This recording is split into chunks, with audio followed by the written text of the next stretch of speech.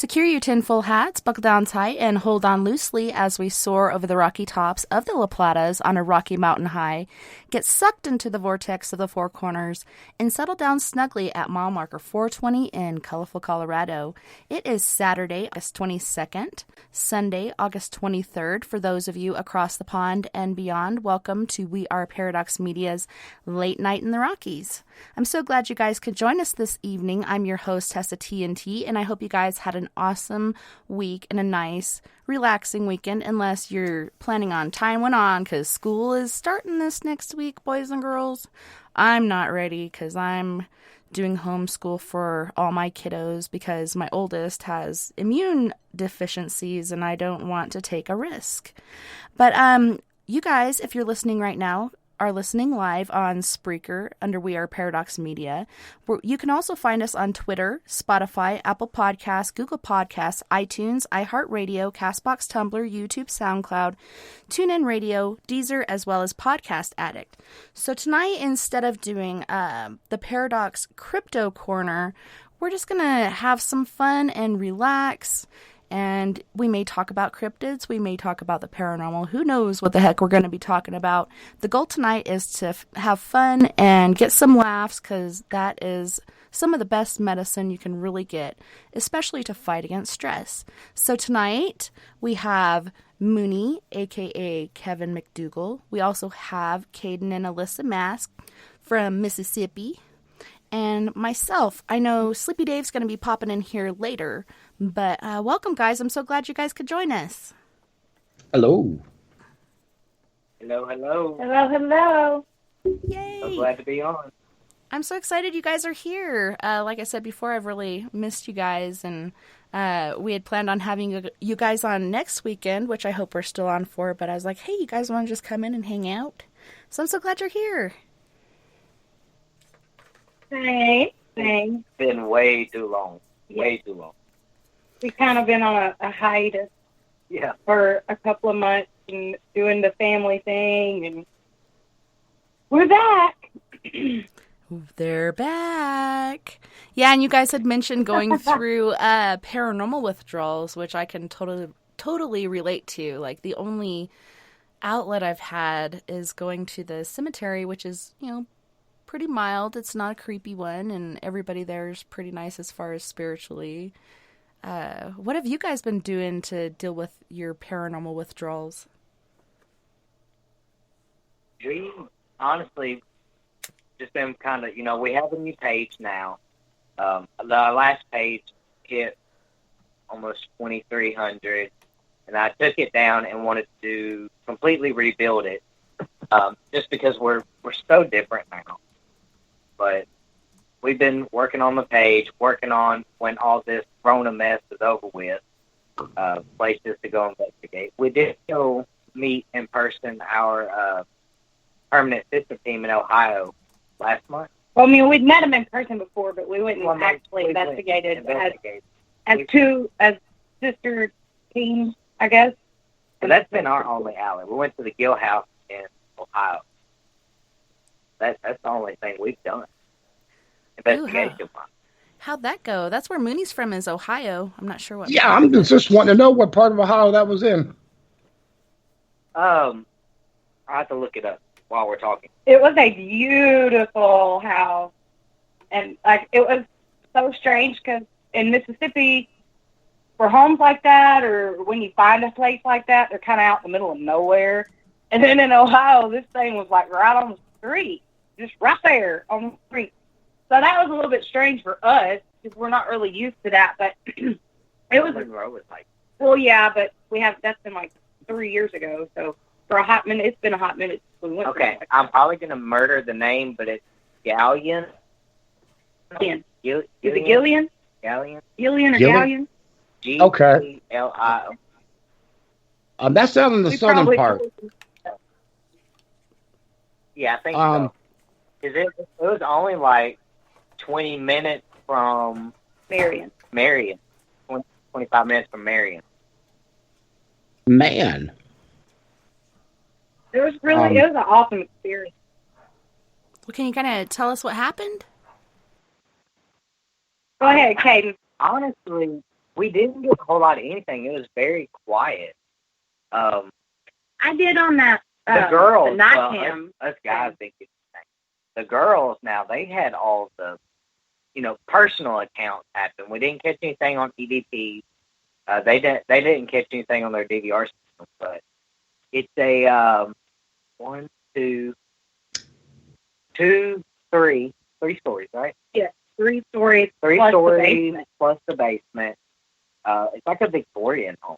They're remodeling it, and it came a early washer the night that we were there. I mean, it was pouring. Getting our equipment in the house in that rain was an adventure. Yeah. And they heard. It was a torrential downpour. It was so bad.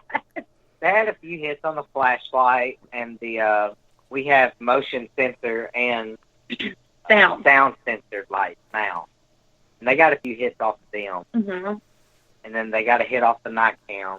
That was really cool because there was a lady, I'll have to go back and actually watch videos to remember her name, but she had lost a child in the bathroom, the main bath that was upstairs, and their original clawfoot tub was still in that bathroom. And then the old school hardware that you don't see anymore for like the men's shaving brush, and you guys know what I'm talking about, like the metal stuff that they would mount on the wall by the sink.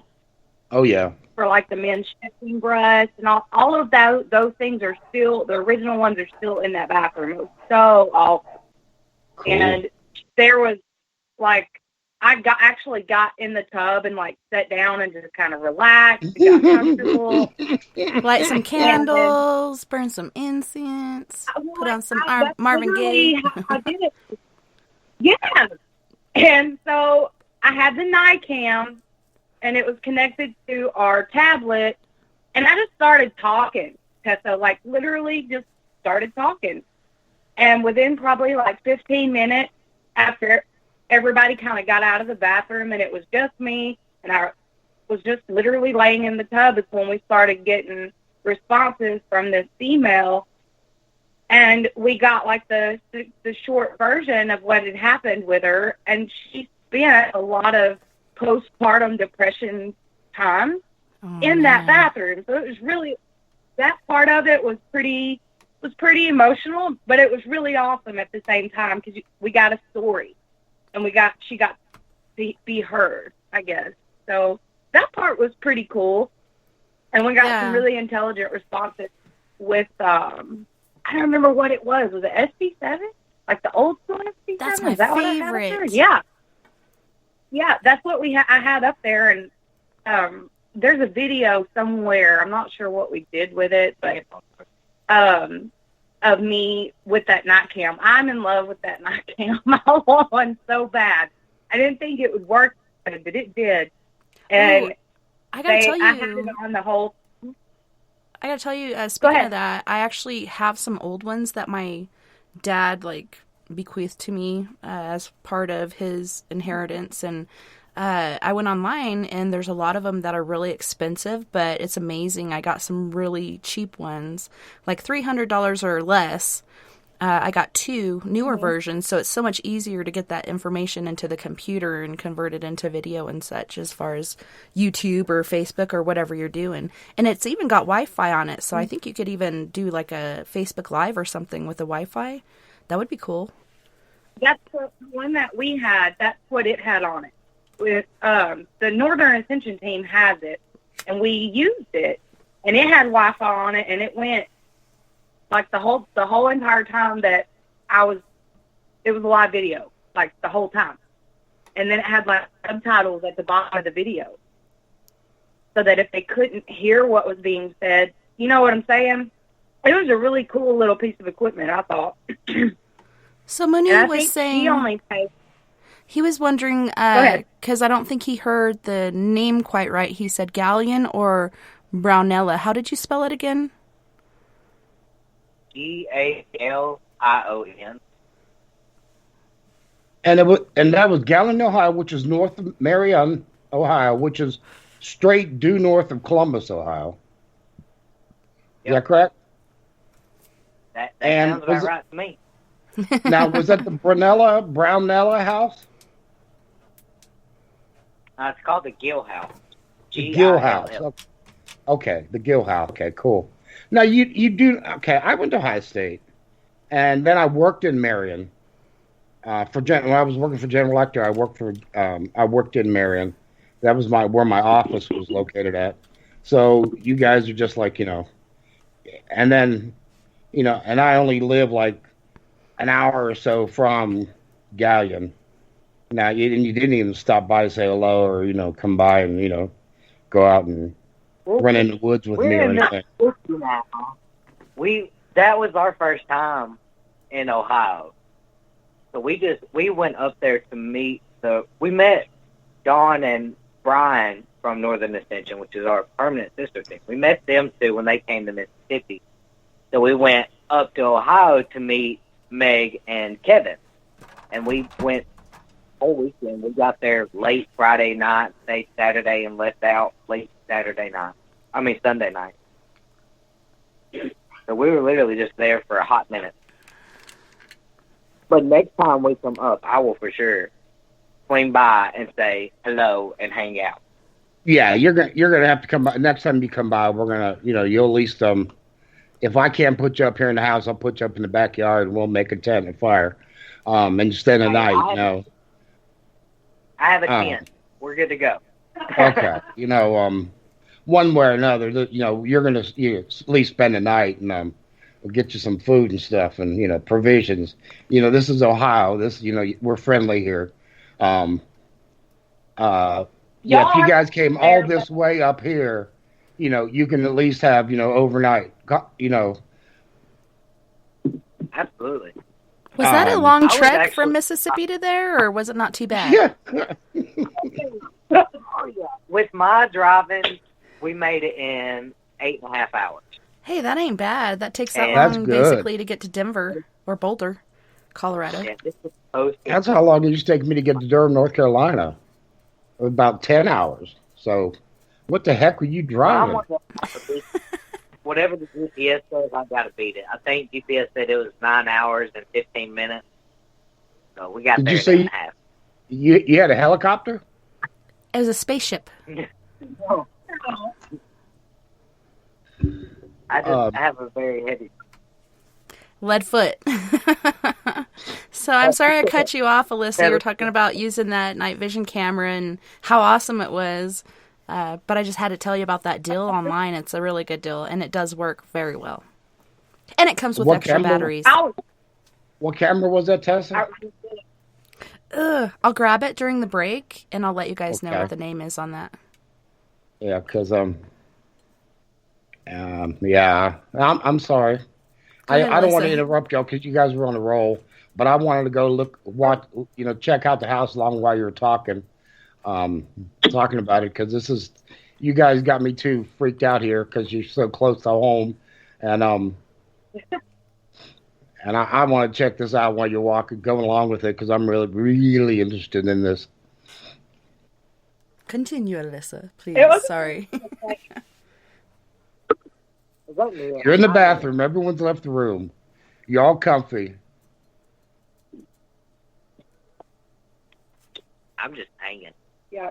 He was talking about when you were in the bathtub and you're doing your thing and talking to it and you're using the night vision camera and stuff. I kind of interrupted your story or your train of thought. I'm sorry. To be honest, I don't remember what all we got. There is a video of it, and I think it's on the Northern Ascension page, and it's literally probably like an hour and a half long video because that camera was live from like the beginning of it all the way to the end. And so, but you could hear the female voice on the SB7, and it was so plain. Oh, it was really cool. It took a little bit, and like I said, I just climbed in the tub and laid down. And relaxed and like did my thing, I guess, and it made her comfortable enough to talk. And then I guess we had some things in common, so it was just easier for her to express and tell what happened and how she felt. So it was pretty cool.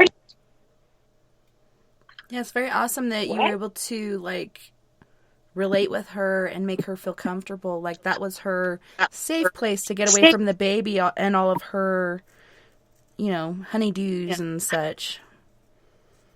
Right. That's always a good time for me. You know. So I know I just recently found out there's certain words you're not supposed to use on YouTube. And I don't know if that's for shows or videos or all of the above, but I know suicide is a word that you're not allowed to use, so they'll block your videos or whatnot. So we'll see what happens to this if they block it. But did she take her? Yeah, did she take her own life? Is she the one haunting that place? Oh, you got an echo. Yeah, Sleepy just came in. I think he's got an echo going on. Hey, Sleepy. I have it muted now, and is that echo better? I turned it down. Yeah, I'm not hearing nothing, so it sounds good.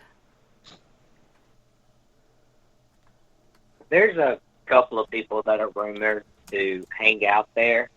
The reason they chose the house, though, is because if you look up the history, the Gill family, the people that they were friends with are actually really cool. You know, Thomas Edison was one of them.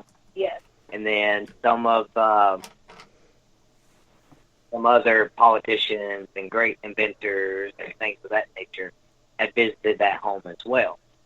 So as far as who's haunting it, I don't think, as far as I know, we really aren't sure who exactly haunts it full time, or if it's just kind of a back and forth, like, oh, I'm just going to pop in every now and then. Alyssa did get the names of the homeowners because they had such weird names. I forget the lady's name. That was before we ever went, though. The guy's name was Bloomer. Bloomer? I kept saying Bloom. Well, maybe that was short. Maybe that was his nickname, Bloom. You know, we still do things the same. Like, I don't ever know where we're going. It's always been that way. I don't like knowing. And so Caden, and nobody told me anything. And, you know, I always have my little notebook. So I guess it was about 3 or 4 days before our trip, and I kept getting the name Bloom. And I was like, Caden, what the heck is this? And he was just giggling. He wouldn't tell me anything. And then the lady kept coming through, and then I kept going to seeing the basement of the house.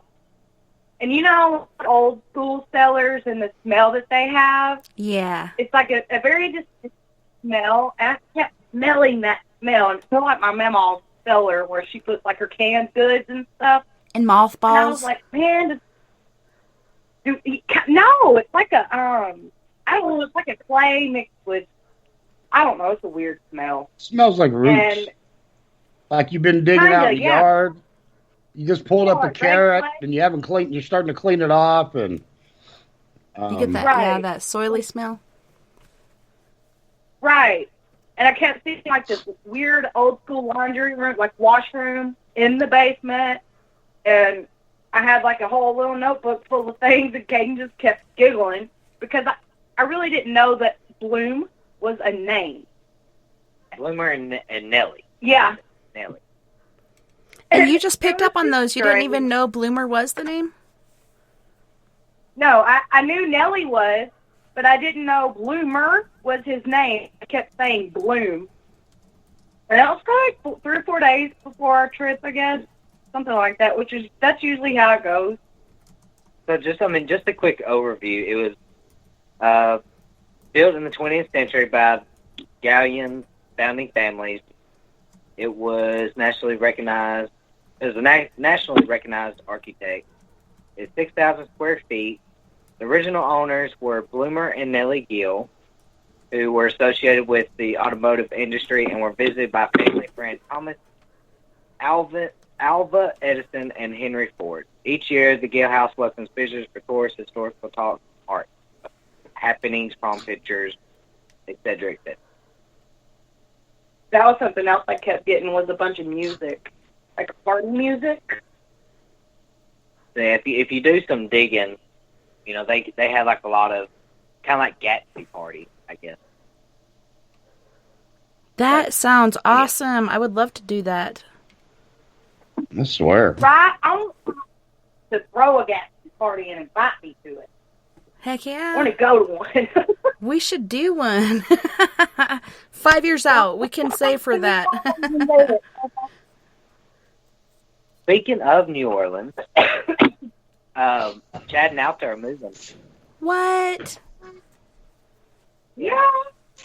Where are they going? Crazy. I know they moved out of where they They- were into an apartment, like more in the center of all the craziness. They're moving out of New Orleans? They went. They went from where they were at to Royal's French Quarter, and now by September they said they should be moved to Arkansas again. Ooh. Which is even more exciting for me because that's where my family's from. Mine So too. when we go, I know. So when we go back to see them, I just see them and then go see my other family. Make it just one big trip. Although I'm partial to New Orleans. Yeah. Well, it seemed So, like yeah, a fast the, and furious trip for us too when we went down there. I wish I could have stayed longer and enjoyed it more and not had my sister in tow because she's a firecracker like all the time and it's hard to focus when she's around. I love her light and energy, but holy shnikes. She was living her best life. She was living her extra best life. I kept apologizing. I'm like, I'm sorry, you guys. But No, man. Like I said, she was living her best life. Homegirl was having a great time. all I know is we got to go back to New Orleans and we got to go to the dungeon. It was all my fault we didn't get to go in there. I'm carrying my license and her license. And somehow mine got lost, but I have hers. Like, how the hell does that happen? Finally got another one, and, you know, I hate it just as much as the last one, but holy shit. We got to do it again. Yes, I can't wait to go back. That's just one of my favorite places. It's like that whole city is one big heartbeat, and just the pulse and the energy is awesome the whole time you're there. It was a blast. Yep. I wish we could have stayed longer, though. That was my only regret, really.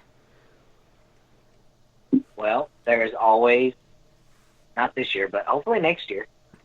So are they We can leaving? always just go back. Yeah, for sure. So are they leaving due to, like, the alien thing, or they just want to be closer to family? Surprisingly, they haven't. You know, we talk at least once every couple of weeks right now. Since COVID happened, you know, nobody's doing anything, so there's not a whole lot to talk about. But, you know, they're moving because Chad's mom, you know, she's getting older, so they're going to move back so they take care of her. But, and I told him, I was like, well, what does that mean for, you know, high strangeness? Because, you know, that's a long-standing case that we want to work. And what we're going to do is, instead of investigating the French Quarter with them, like, we can do that on our own time. They're going to start delving into the cryptid stuff in Arkansas. So, you know, like, you've always talked about, you know, the Navajo tribes down there, and walkers and shapeshifters and stuff. So I think that's where they're being kind of drawn to right now. Yeah, as far as skinwalkers and shapeshifters, like, I never experienced it in Arkansas, but I have in Colorado. But I've experienced so many things, elementals, as far as, like, ball lightning, little people, goblins, so many different things in Arkansas. So that's going to be interesting and fun for sure. Oh, yeah, you know, that's where they're going to be right outside Little Rock, which is where they first met, if I remember correctly.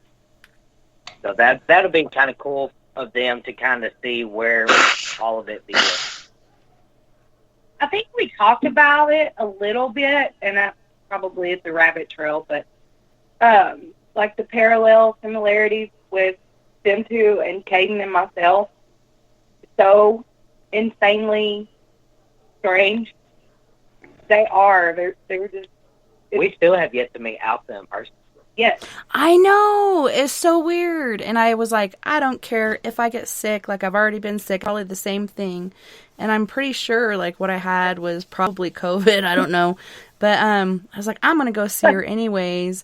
And Chad was like, no, I don't think you should, because I think she likes to have a certain presence, and with her not feeling good. But I just felt like if I could give her a hug and give her some energy, maybe that'll help her. But I don't want to impose on anybody, so I just let her be. Let her be. We were. Let her be. I'm sorry. That's a good song. Oh, that's a good song. Yeah. Well, I told her. She messaged me last month, I think, actually, her. And I just told her, I said, you're forever going to be Mysterious Woman, because I have yet to see you in person. And the only photo that I've ever seen of you was from many, many, many years ago. Well, I've seen photos of her from the Oracle store. What is it called? The store, the one we went in that she works at. Yeah, Earth Odyssey. Yeah, I've seen photos of her from there, but I can't, I guess meeting her for me is not going to be as odd, because I have, worked with her a little bit energy-wise, and so I know the feel of her. Does that make sense? Mm-hmm. So, meeting her, I don't think is going to be weird. I'm probably just going to be overwhelmed. And we also plan on taking a road trip to your area. Yeah? Heck yes. You better let me know. You know we will. Where are you guys going? To see you in particular. Yeah. We're just going to travel. Yeah. Heck yeah. Gosh dang, there's so many things around here to see. Oh, Mesa Verde is a big one, and they're actually open. Sleepy was supposed to be coming up last weekend or the weekend before, and then something happened. But every time I plan on going to Mesa Verde with somebody, it seems like something happens to get in the way, so I don't know if that's a good or bad thing, and if I need to avoid Mesa Verde for some particular reason. But yeah, you definitely got to see that, and there's different petroglyphs and stuff, and just the diversity of the landscape, desert, mountains, forests, plains. It's insane. My goal is to investigate at least one place in every state. That's my goal. That's my bucket list. And I think with COVID going on, since we can't get into a whole lot of places right now, when are we going to Squatch? Next month? I think it's next month. Yeah, I think next month we're going to Squatch in Alabama. Yeah. Pretty stoked about that, because as Southern Ascension, we've yet to actually do that. So, I'm sorry, the land piranhas are going off in the backyard, and there's nobody here to contain them. Anybody wants a puppy? I have 5 really cute puppies that need homes. We got we have a diva. Yeah, we have a diva. Sure. Yeah, I brought my diva in the house and my husband's lug head, but yeah, I left the land piranhas in the back because I only had 2 minutes to get back here and call you guys. So next break, I know what I'm doing. So since all this has happened, me and Alyssa were talking about this, and all of you guys can answer. Have you felt like, since the coronavirus, that activity has went up in your personal opinion? Yes, and it went down in the... It's gone up, and I actually asked that same question to my guests for tomorrow night for Surprise Sunday, and it's a really big surprise, but I asked them the same thing. Have you noticed the spike in paranormal activity? It's been insane, and, like I said, I haven't really been able to go anywhere, but we got shadow people going on around our house and throughout our house, and it's just crazy. It seems like there's an upsweep, or maybe the veil's getting thinner. I don't know what the heck's going on, but it's pretty crazy. Right. What about the rest of you?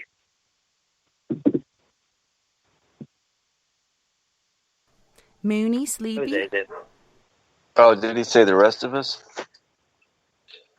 Yeah. Well, let's see. There's definite paranoia in the air every day because of COVID. I call it the return of the childhood game. Ooh, he's got cooties. She's got cooties. Because the adults are treating each other like that. Literally, I heard a woman say, "Don't infect me, don't infect me."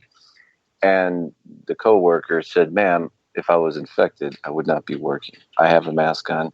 You have a mask on." Now, mind you, she's the appropriate 6 feet away, right? And the lady's still screaming, literally screaming at my coworker, "You're too close. Don't infect me." And she calmly said, "Ma'am, if you're that paranoid, maybe you shouldn't be in the store." Now, mind you, there's nobody around other than my coworker and this woman. And because I could see outside the window, the little door. So I opened it.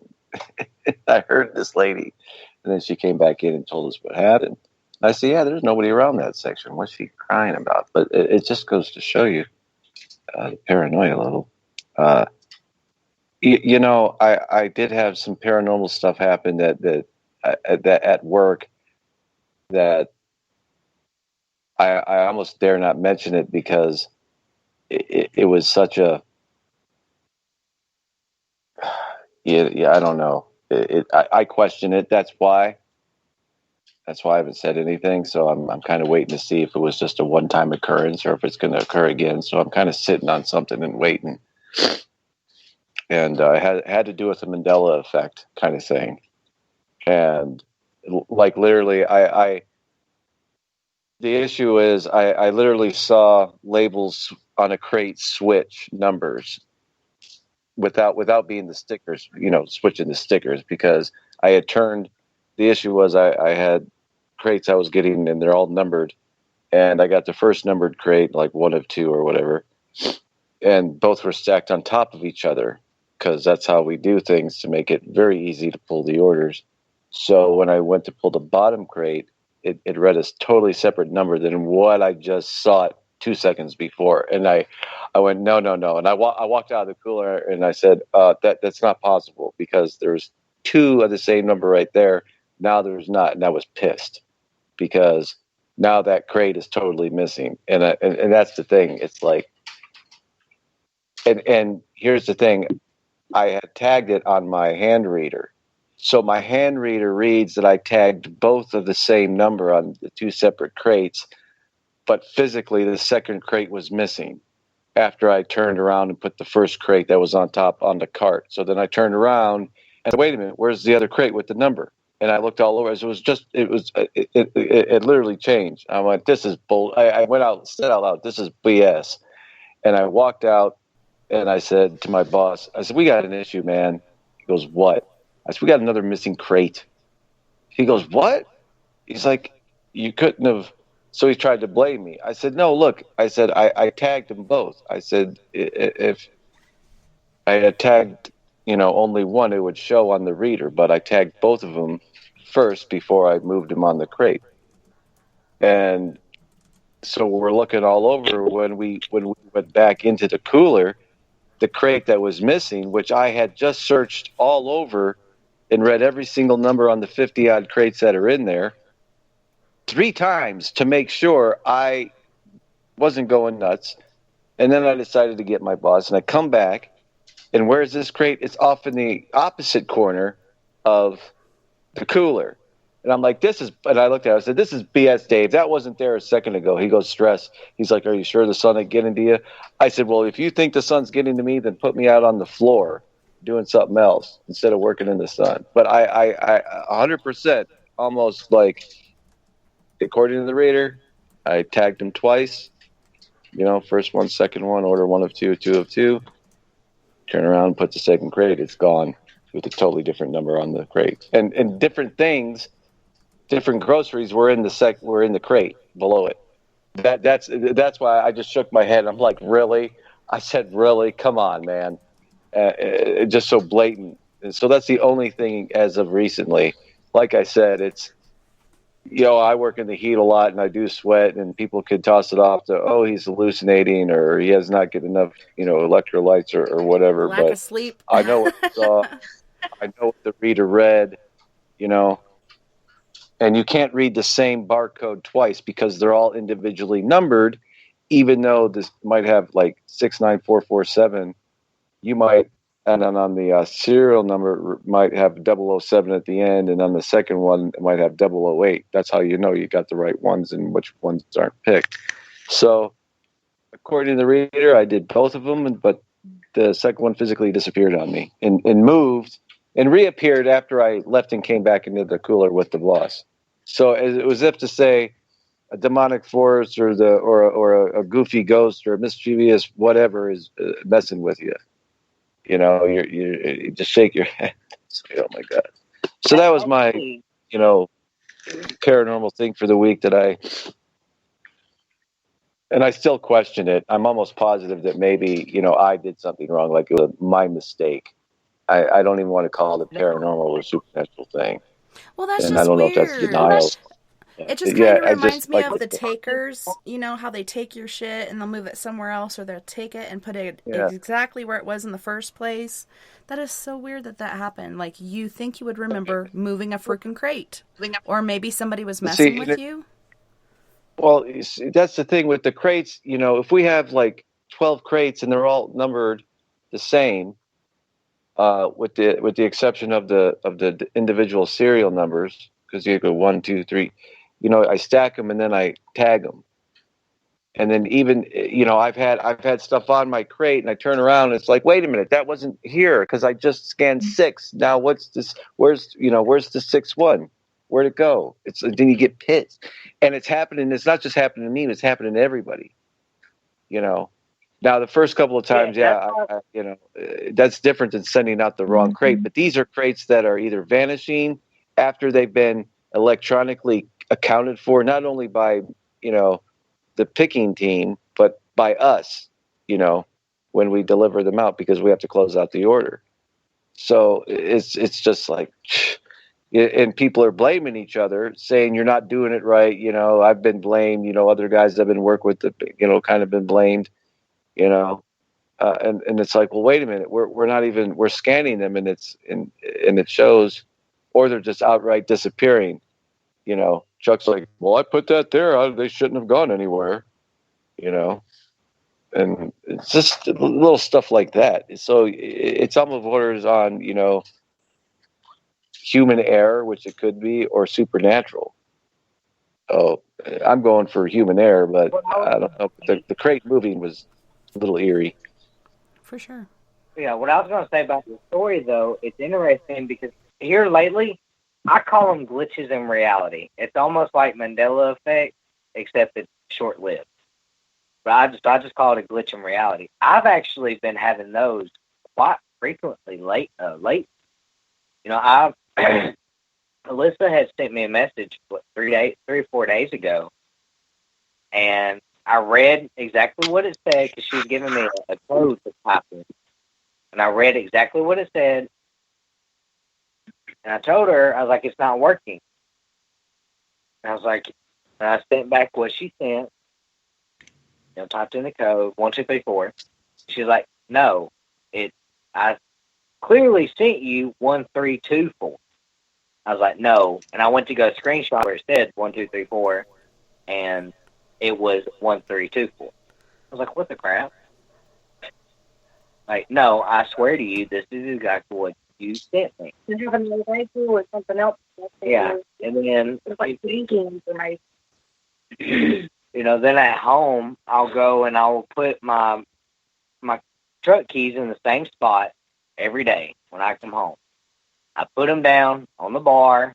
I came in here and I forgot something, so I went to go back out to the truck. Can't find my keys anywhere. I'm like, Alyssa, what did you do with my keys? She's like, I didn't touch them. I was like, well, somebody did because I put them in the same spot every day and they're not here.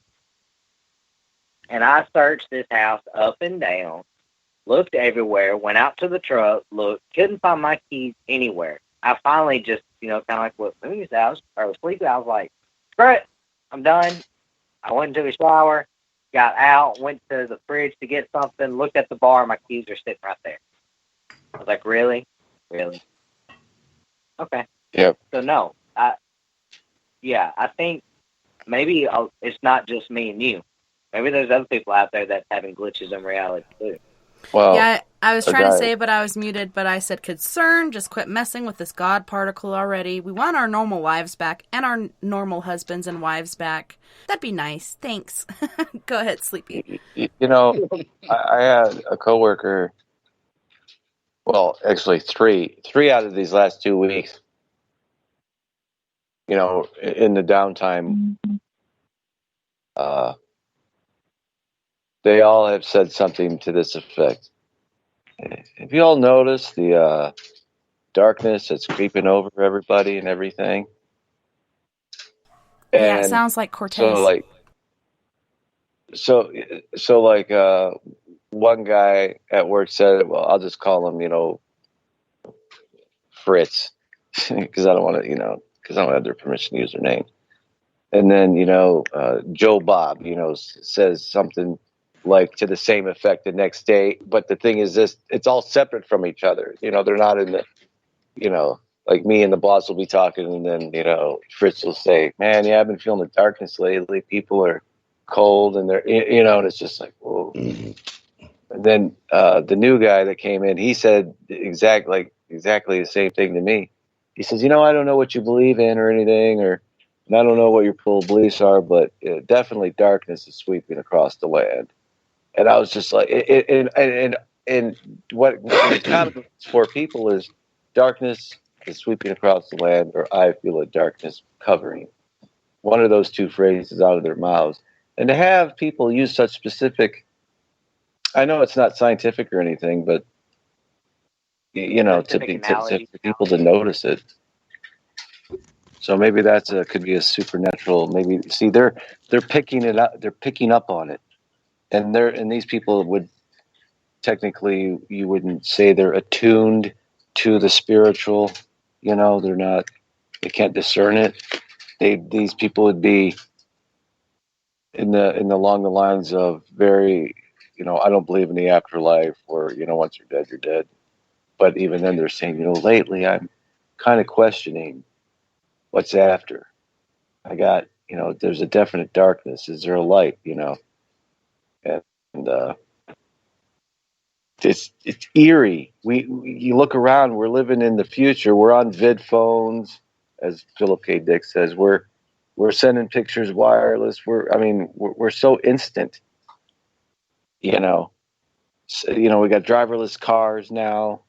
God help us all. What's next? Driverless, pilotless airplanes. But you see my point. So, like, what could be considered now? I think Mooney was saying it to me once. Correct me if I'm wrong, Mooney. Witchcraft. This could be witchcraft.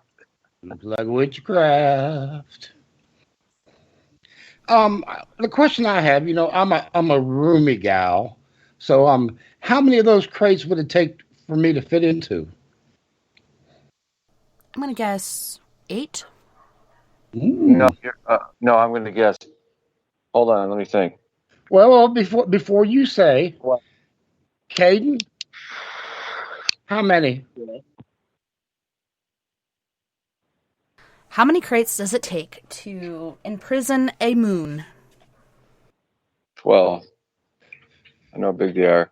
If we were to lay 12 crates lined up and he would lay it on his body, it would cover him. No. Now, if you take and hack me up and crunch me down, fill the crates that way, how many crates do you think it would take to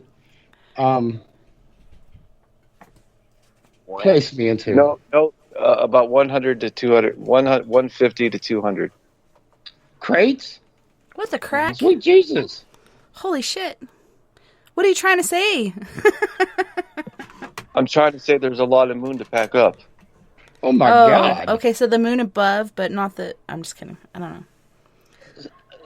Which moon were you talking about? As above, so below? Is that what you're saying? Like moonlight. I thought you were talking about hacking yourself up and being morbid. I thought that was your question. If you were to hack me up, how many crates would you fit me in? I thought that was your question. If you were to hack me up and, crunch me down, how many of those crates would it take to put me into? Crunch you down, like grind your bones? No, like bend My me all up answer- and everything and all that good Big stuff. ball up. Moon, I don't know, man. I in reality, probably 50 to 75. What? I think he wants to make a What? big They mess don't and like make an man. erectus set out of you or something. I think he's filling me full of Hot Wheels. They don't, You stuffing me with Hot Wheels or what, man? look, we would put you in a brown substitution bag. Okay? We substitute your head for a watermelon. Maybe I'm more bulbous than I thought. Look, you have a lot of mid-range section, man. Look, I don't, and I don't. If any, I'm just going to do a disclaimer. I was thinking like Tessa, maybe like 8 to 12, something like that. But no, I know I could fit these him in crates, at least 6 to 8 crates because I'm very good at Tetris. So, instead of making a great big mess and trying to do it that way, I could do it in 8. Sorry, Caden, what'd you say? No, I'm saying I'm like the king of Tetris, so if I can hack him up and do whatever I need to do with the body, I can get him in one. Ooh, very nice. There you go. I can name that tune in 2 notes. But see, the reason I say that is I have seen a human body hollowed out, literally hollowed out, hollow. If you think literally hollowed. Okay, so I'm Hollow Man, but I'm still visible. Dude, you're going to put me into 128 crates? Is that it? Your inner child is so high. I think on it's a the fan scale. giveaway. Fan giveaway. 128 Mount Fleshmore, crates. okay? Mount Fleshmore. I'm not kidding. I've seen humans. Look, I've been in the autopsy rooms at the medical examiner in like a county hospital, Maricopa County Can you at Hospital. least make me mohair? Look, they do I like anything mohair. on after dead, man. Okay, And none of that faux stuff, okay? They'll put Hot Wheels racetracks in your body if you want, okay? But shoot out of my butt. You push my belly button and I eject the car. The car would come out your mouth. There you go. That's more kid. That's more kid friendly. There you go. I can see it now. Route 66. Oh, I forgot. I can be the dispenser at one of the lower Fry locations or something. Fry or Alvy's or whatever your better locations of some store somewhere. Well, see, the pathologist... Fisher Fazio's. Do they still have Fisher Fazio's? Fishers? Sure. Jojo the Slap Boy had a question, and he's wondering, Mooney, if you're like looking to hide a body or maybe put a Craigslist ad out there that you want to cap yourself, and how many crates is it going to take to get rid of it? He's wondering. JoJo's too smart for his own damn good. That's been his problem. That's always been his problem. A new game by Parker Brothers. Stuff the body in the box. How many body parts can you fit? You know what? And actually, 30 years ago, back in 1990, Howard Stern used to have an hour-long TV show on TV, and he actually had the Jeffrey Dahmer playset. And he had the refrigerator, the table and chairs, the brains, the hands, the arms, and it came with a little Jeffrey Dahmer figure. And, Robin Quiver's like, oh, that is so morbid, Howard. And he's like, come on, order now the Jeffrey Dahmer playset. And I was, you know how many people would order that? But it was something they made special for the show. Wow. And I thought I'm like, that's up Moon's alley. As a matter of fact, the other night, they didn't sell any. It was a fake ad because it was his, radio show on TV. Like he would have Hollywood hooker squares. One episode he invited Corey Feldman on, right? Now, Corey Feldman at this time is in his Michael Jackson phase, and he had just gotten popped for like drugs, and he just got out out of rehab, right? So Howard dresses up like Right Said Fred with the bald cap and the sunglasses, and he's out on the dance floor dancing, and he goes, we're going to play Word Unscramble or whatever. So, and our special guest star is Corey Feldman, and it really was him. So Corey Feldman comes out and he's dancing like Michael Jackson. So Howard leads him up to the felt kind of easel with all these unscrambled letters. So he's like, all right, Corey, if you can unscramble these 3 words, you win a prize. So everybody's clapping along, the dancers, and he's singing, I am too sexy. Howard's doing that. So as Corey unscrambles the words, they read cocaine, smack, and heroin.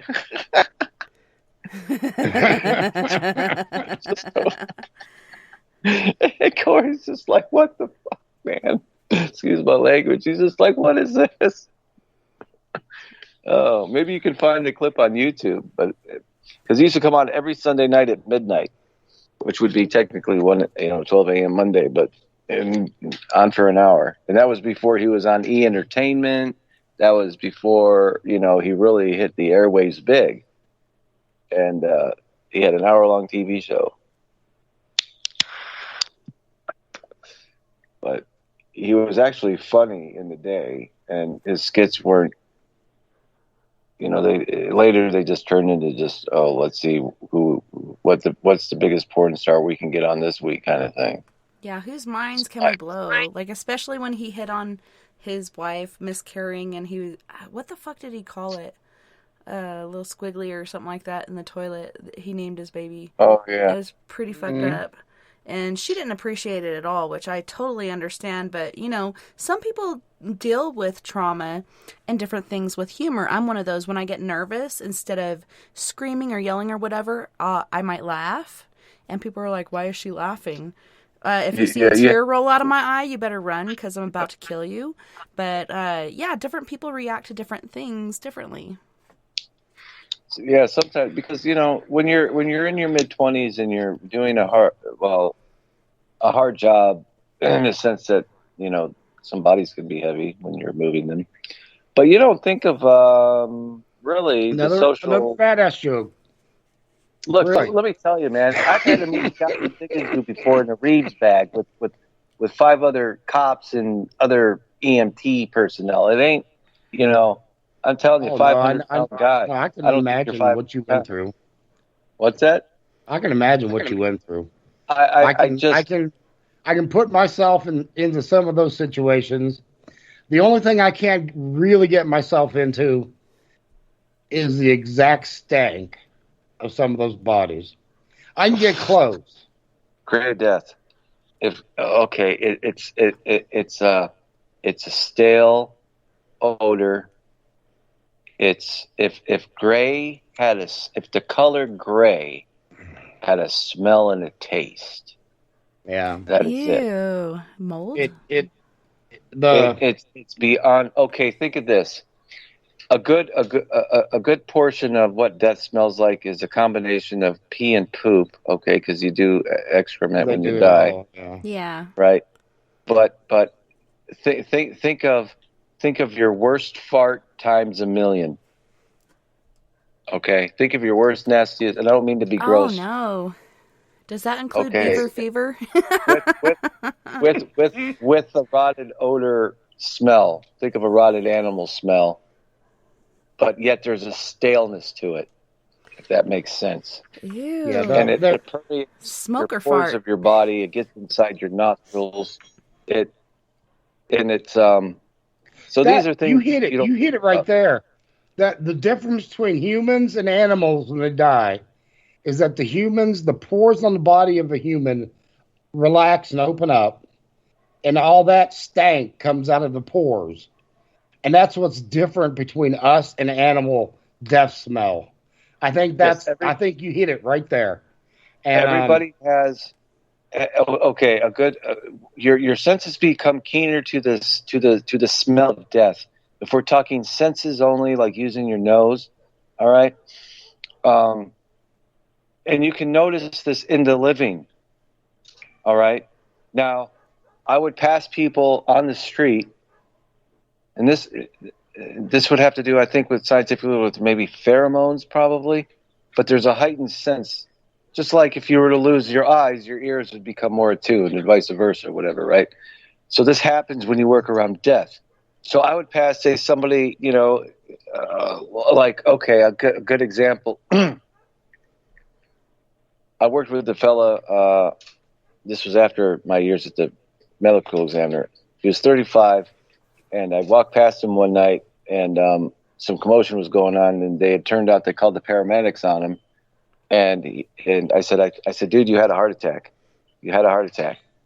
I said, you better go to the hospital. And the paramedics are like, well, we can't determine if he. I said, I smell death on him. I said, he stinks. And he looks at me. I said, I don't mean to be morbid, but and people who are terminally ill, I can smell death on them. It comes out in your pores. Your skin turns a pasty, white, papery thin when people are when their life force is dying, when their bodies and their cells are shutting down and not regenerating anymore. Well, I think it's what you said, like the muscles release, and so excrement and stuff comes out, and there's also that last minute, and I think it's while they're going through the process of the different, the whole life thing, where you see these different parts of your life, and then all of a sudden you're on the other side. I think you get that sort of adrenaline rush, even though you're dead, like something happens, and you get that sweat going on that you were talking about. Here's the example. And the other thing he mentioned was about your nose, but you realize you don't smell with your nose, you smell with your tongue. Yeah, that's gross. And it's once all these molecules set down on your tongue, and you start to taste them, and that's like when you watch the cats open up their mouth, stick their tongue out, and start panting. That's whenever real quick panting. That's when they're getting that scent on their tongue of something. But when you get it on there, and then you can taste it, maybe hours, days later, and it's a disgusting thing when it stays there, and when it's a scent or a taste that your brain is really wanting you to remember. Yeah. Oh my God. They say your nose is the first sense to go. So a lot of people work in the field of death, and where they're checking out bodies and how long it takes them to break down in certain areas, certain temperaments, so on and so forth. You would think they do the nasal rinse and stuff, but like you're saying, it's on your taste buds. Perhaps you could do like tongue thing or whatever.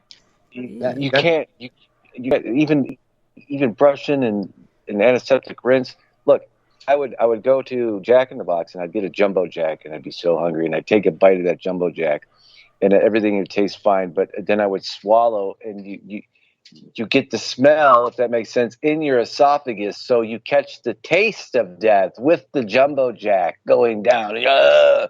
And it's just, but you can't. You get used to it, but you don't. And here, going back real quick to smelling death on people who are sick and don't know they're sick. My girlfriend at the time lived with her grandmother, so we spent a lot of time over at her grandma's house.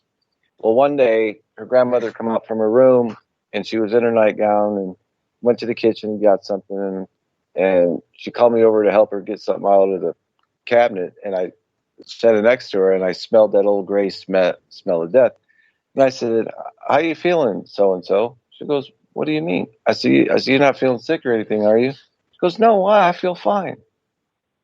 I said, "I just wondering." Well, it turns out later, and I found out through the grapevine just recently that her grandmother died of cancer. Oh man, and she probably didn't tell anybody. She didn't want them to worry. Well, I don't know. Well, this was in 2000. So, and I think she died in 2016 or 17, finally. But that just goes to show you how far back, 17 years, how I smelled something wrong with her, so to speak. Something.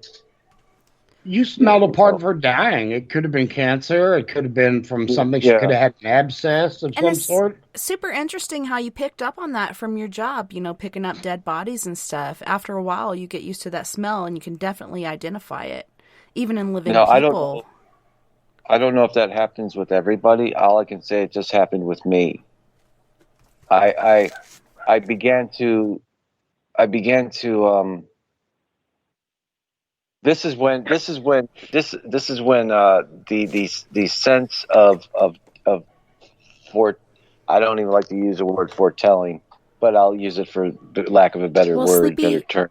I hate to interrupt. Can you make a note of where we're at right now? Because I do have to go to our first music break. I'm sorry. I hate interrupting. I would let you keep going, but have to do what I gotta do.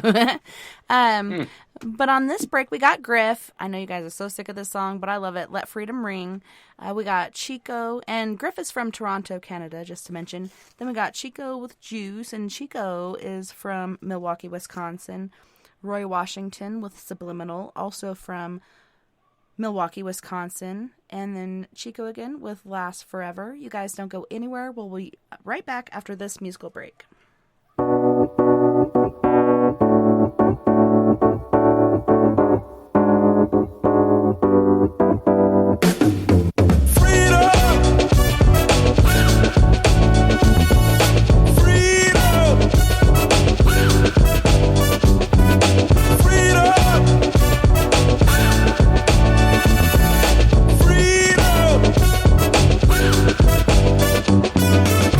Okay, yo, here's the scoop. You can still be a slave, yo, whip the loop, that's the truth. Got big houses, nice cars, that's real cute, but it doesn't mean nothing, you ain't free to choose. When I say free to choose, no alarm clock, don't gotta hit the snooze. The world is backwards, I'm so confused. They say freedom of speech, but when you speak your mind, they blow a fuse. Just being honest, common sense and common, it's kind of ironic. My freedom, I recently bought it, now I'm a target. If I do the wrong thing or say the wrong thing, come on, man, let freedom ring. Yeah.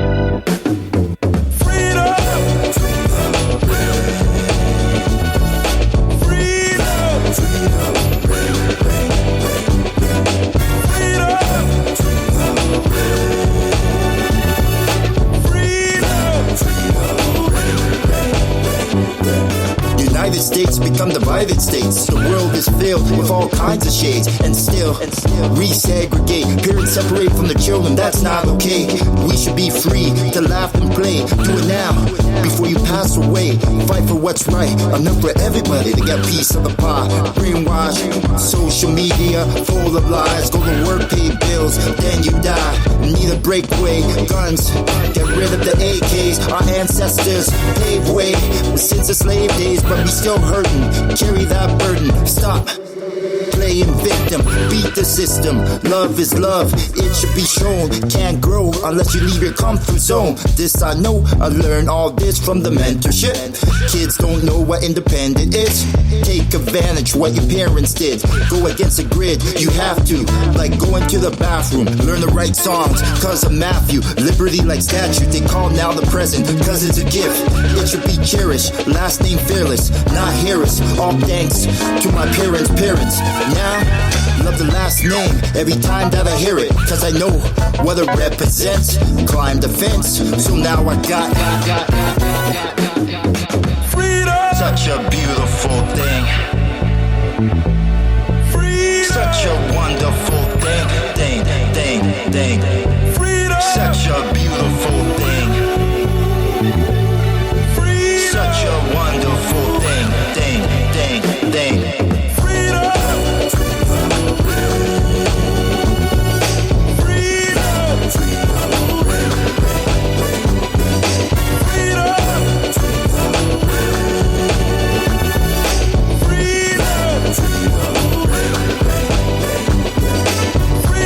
Such a beautiful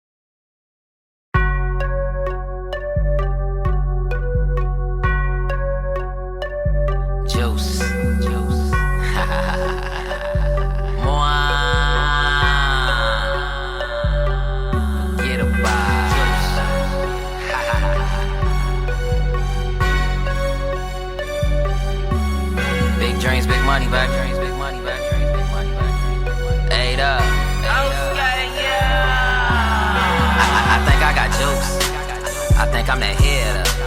They say I'm the man. I say, how do you figure? I think I'm the I think I'm that hitter. They say I'm the man. I say, how do you figure?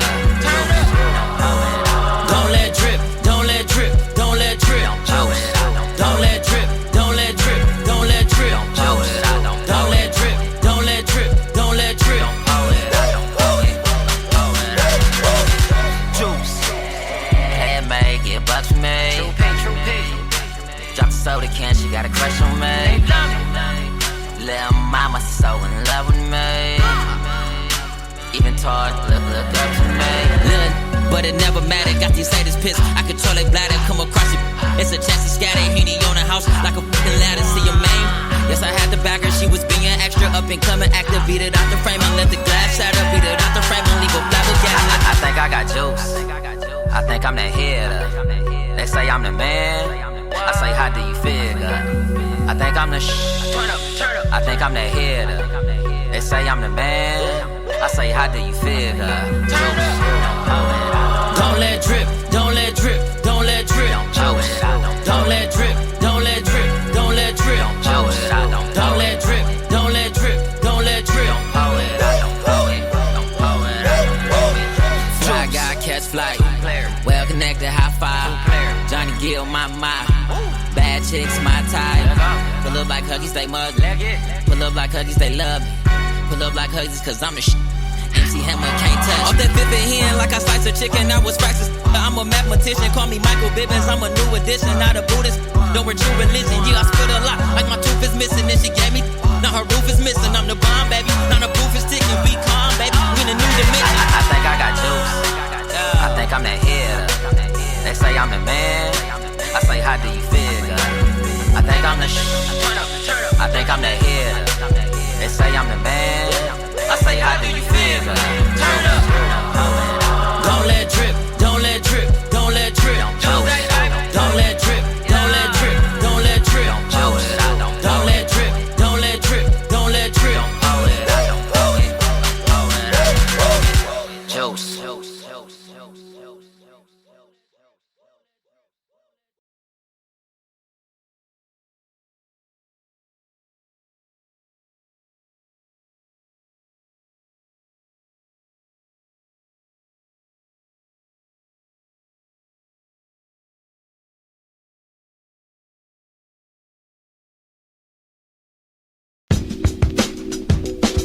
Yeah.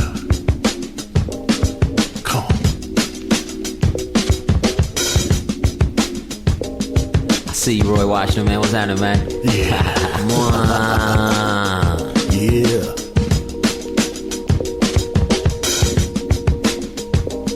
They never say it in words, but in deeds wars declared. Justice is gone and the sight's none to spare. Especially the kingdom encased in melanin. But these suckers are weak, kings and queens will ride again. Come on. Slackers with badges, the white sheets and the maggots. Watch them fall as I tag them because I'm better than average. A sharpshooter with words with my eye to the scope. Can they escape when I've donned the black cape? Is hell no. I'm a ninja for right, who can vanish from sight. Pick you off in the night, but still the Lord is my light. Perceiving all you see, the truth behind the scenes. Instead of jumping bandwagons, the light says believe in me. Cause you're a puppet, no doubt. 45th turned you out. Though I saw your lips moving, no sound came out. So I was sent from the heavenlies, born so you could find me. Swam the scene and stream, took flight during the 90s. Landed in grace, wrote a verse of hip hop. Got with Jay and found the taste was smooth as butterscotch. We had hood love and money. Problems, they be on me, but we stayed in the flow. It had juice like Manolo. They can try to oppress, you can try to impress. Cause after success, none less. You can look in my eyes, you can feel in my vibes. King down inside and it's so subliminal. I got God on my side, I ain't worried about none. If it ain't about money, then it ain't about none. Laughing at my enemies, I know they see me coming. If it ain't subliminal, they can't even see me. Politics and violent shit, I'm here to raise the consciousness. For every face and race up in this nation trapped in poverty. Diamond in the rough, need to cut, shape it and polish it. Bad thoughts cripple life, we can be an optimist. We can be an optimist, reconstruct apocalypse. Broke people always hating, mix me with that gossiping. Rose up in the concrete, rain and sun, I'm blossoming. My people need to be like kind of Velcro, then we conquering. They can try to oppress, you can try to impress. I'm just after success, none less. You can look in my eyes, you can feel in my vibes. King down inside and it's so subliminal.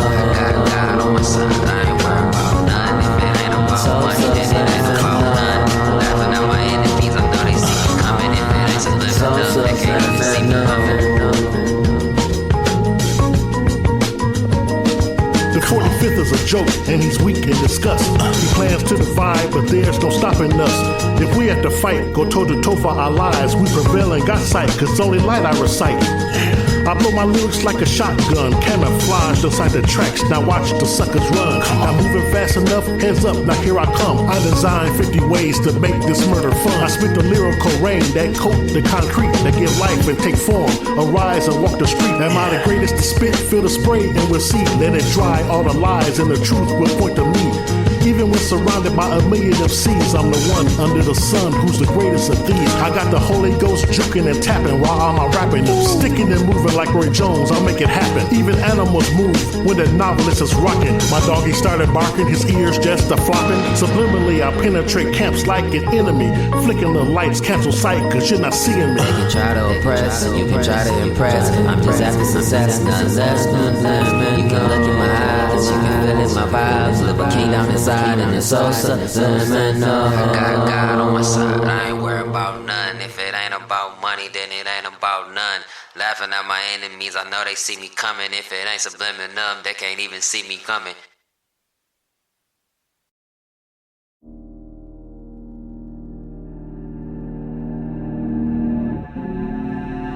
Last forever. The rain never, rain never, rain never, rain never, rain never. The last forever. The rain never lasts forever. The rain never lasts forever. The rain never lasts forever. The rain never lasts forever. I know it's dangerous. You're tired of the games. You're tired from all the hurt. You're tired from all the pain. Put your trust in all these lames, but that wasn't your aim. Hide they true colors, down the line them change. They words don't meet they actions. Loyalty what they lacking. Tell them to stop the slacking. Mama, you know nobody's practice. The rain never lasts forever. The rain never lasts forever. The rain never lasts forever. The rain never lasts forever. I swear to God, I know these ruthless. What type of king will make they queen look stupid? Childish games when they're grown. You want somebody you can call your own. Indifferent than your phone. When you asking me, act like you wrong. Your heart say stay when your patience gone. When y'all together, you still feel alone. Yeah, the rain never lasts forever. The rain never lasts forever. The rain never lasts forever.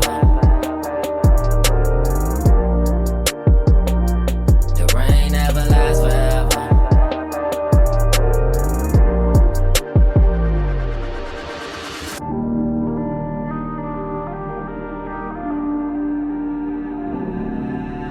Lasts forever. The rain never, rain never, rain never, rain never. It lasts forever.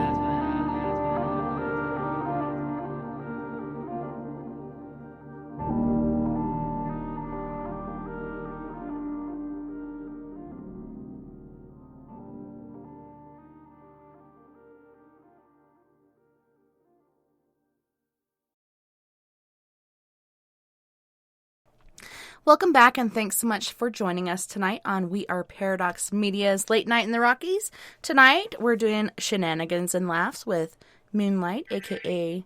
Kevin McDougall, Sleepy Dave Davenport, our weekday host, and Alyssa and Caden Mask from Mississippi, our wonderful friends. I'm so glad to have you guys on the show tonight. Thank you. So Thank happy. you for inviting. Right? Same. Thank you for the invite. You're welcome. So, Sleepy, we left off on your story. Continue, please. I can't remember where I was. It affected you in a certain way. Like, you didn't realize it was going to affect you that way, but it did, and I don't know. Oh, yeah. You don't think about all that stuff until much, much later after you have kids or something life-altering like that happens. But, I remember what I was going to say. But what happens to your senses is you start to, like, for instance, I would see a mother cross the street not using the crosswalk. And I'm like, okay, you're just asking for the Grim Reaper. You're just inviting them, and I'm like, oh, not shiver, because it reminded me of a case. Or I'd see some motorcyclists, showboating on the freeway or on the side streets. I'm like, dude, you just don't do it, don't, because you've seen the aftermath. I mean, I'm not going to get into it, but I had to pick up a really road rash motorcyclist of a young 22 years of age who, we were out there before, his parents even knew he was gone because it was so far out from civilization. He was going around a corner and hit a dually truck, and he went over the front of the dually and hit right on the corner, right on the front of the huge ass yacht it was towing, and then got dragged by the yacht underneath them wheels. No. Yeah. And the only thing on him left was a cell phone case that was clipped to his belt. Holy shit. He was knocked out of his shoes, practically knocked out of his shirt. I mean, literally, I'm like, how can a guy be knocked out of his shirt? The physics are really strange because it's like the buttons burst open.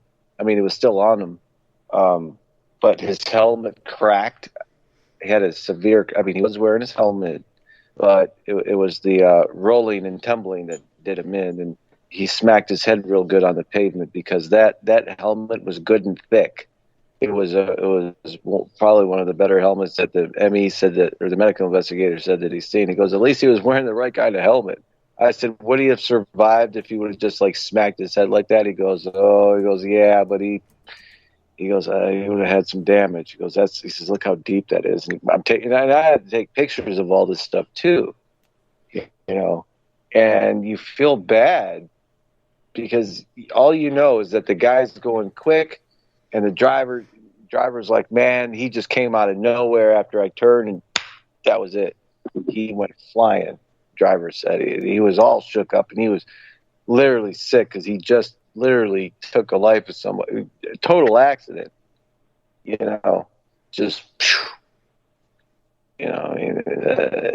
so now that I have a kid, I'm like, don't jump off the couch, shit, brain damage, like, no, or stuff like that. Dad, the floor is lava. Right, yeah. But you do obtain a sense of things, and you kind of, and it's too bad. You become judgmental of people and their actions when you feel that their actions are going to lead to their death. It's like that serious, and people look at me like, "What's your problem?" I'm like, "You don't get it, dude." I'm like, "You don't get it." It's like your Grim Reaper sitting next to you, and you're like, paying tiddlywinks with him, And I refer to like people who I've seen shoot up drugs and snort, methamphetamines and crystal meth, and people that you would never think would do these things, and you're all hanging out one day, or after several times of hanging out, this is the first time they do this stuff, and then they start, free basing or what, and you're like, dude, please don't do that in my home. Are you asking to die? What are you talking about? I've picked up enough OD cases. I don't want another one in my home. Dude, don't leave. Get your friends out of here.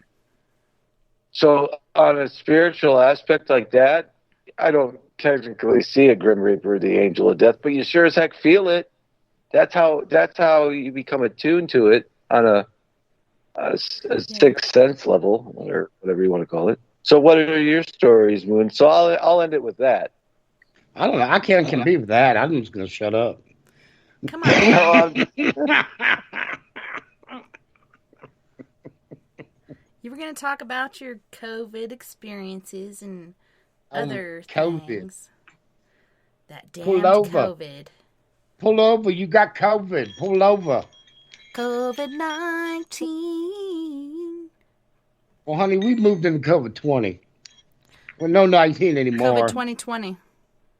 Yeah, COVID-20. It's been mutated. We've already moved up. We've moved up in the world.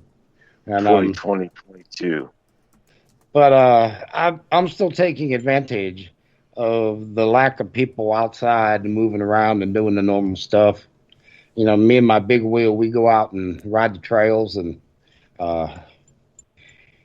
we look for some respect, you know, and get out there and enjoy the countryside and the people and the wonderfulness out there. And since there are less people out there, there's a lot more critters on the trail.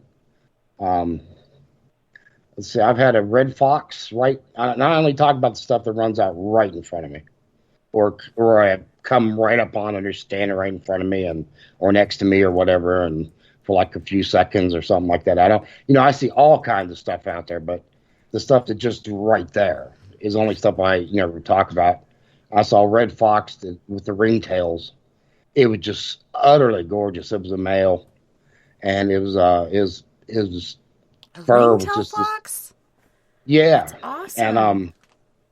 And I've never seen one like it in the wild or even in a zoo or anything. And he was just so beautiful, and the rings were dark, and his tail was like a burnt, like a sienna orange, burnt brown, kind of looking color.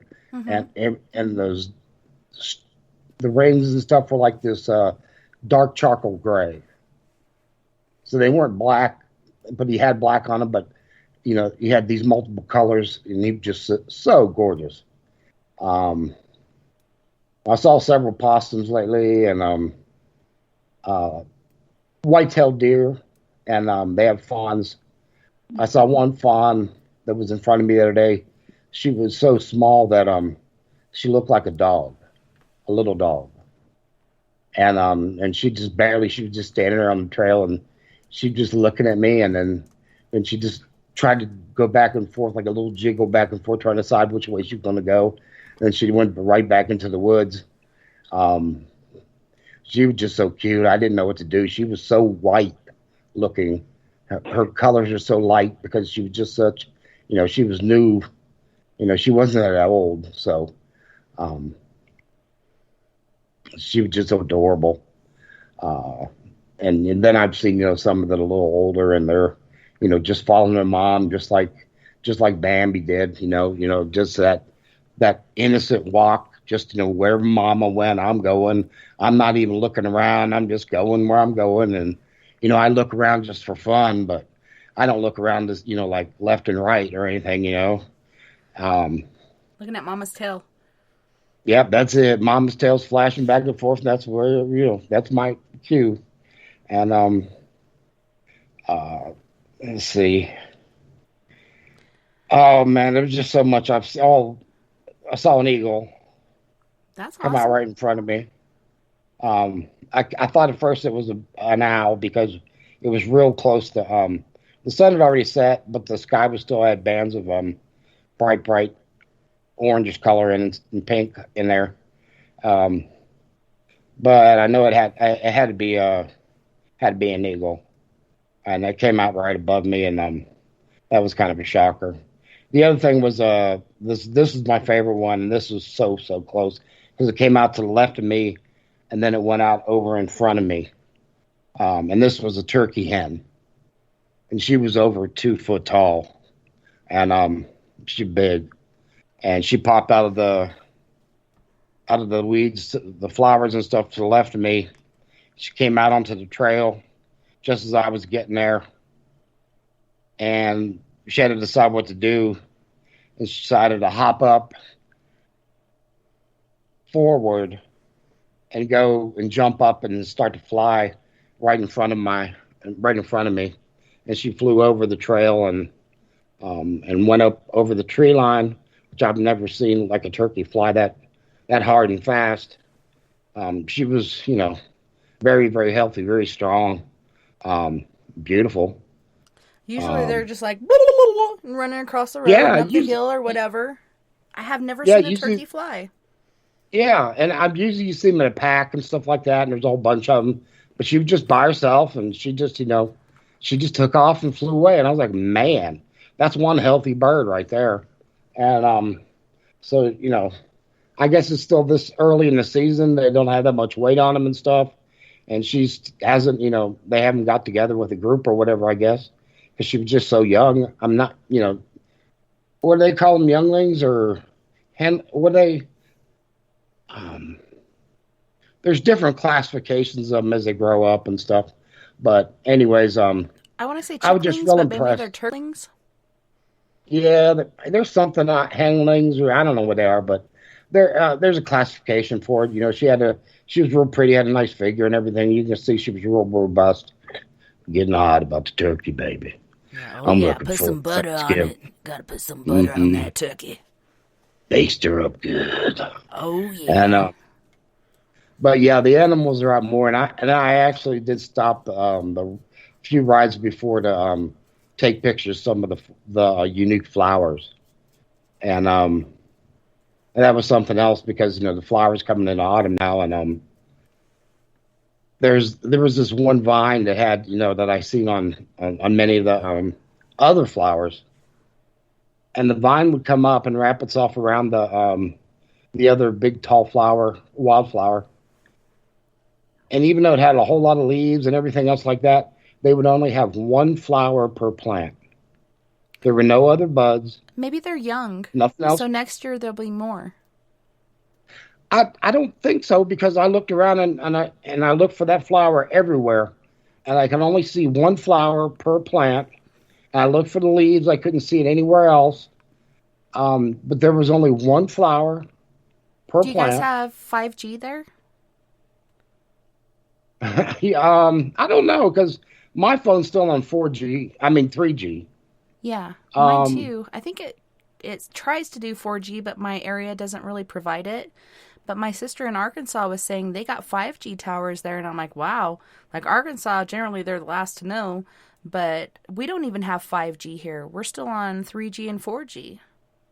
So I was just curious.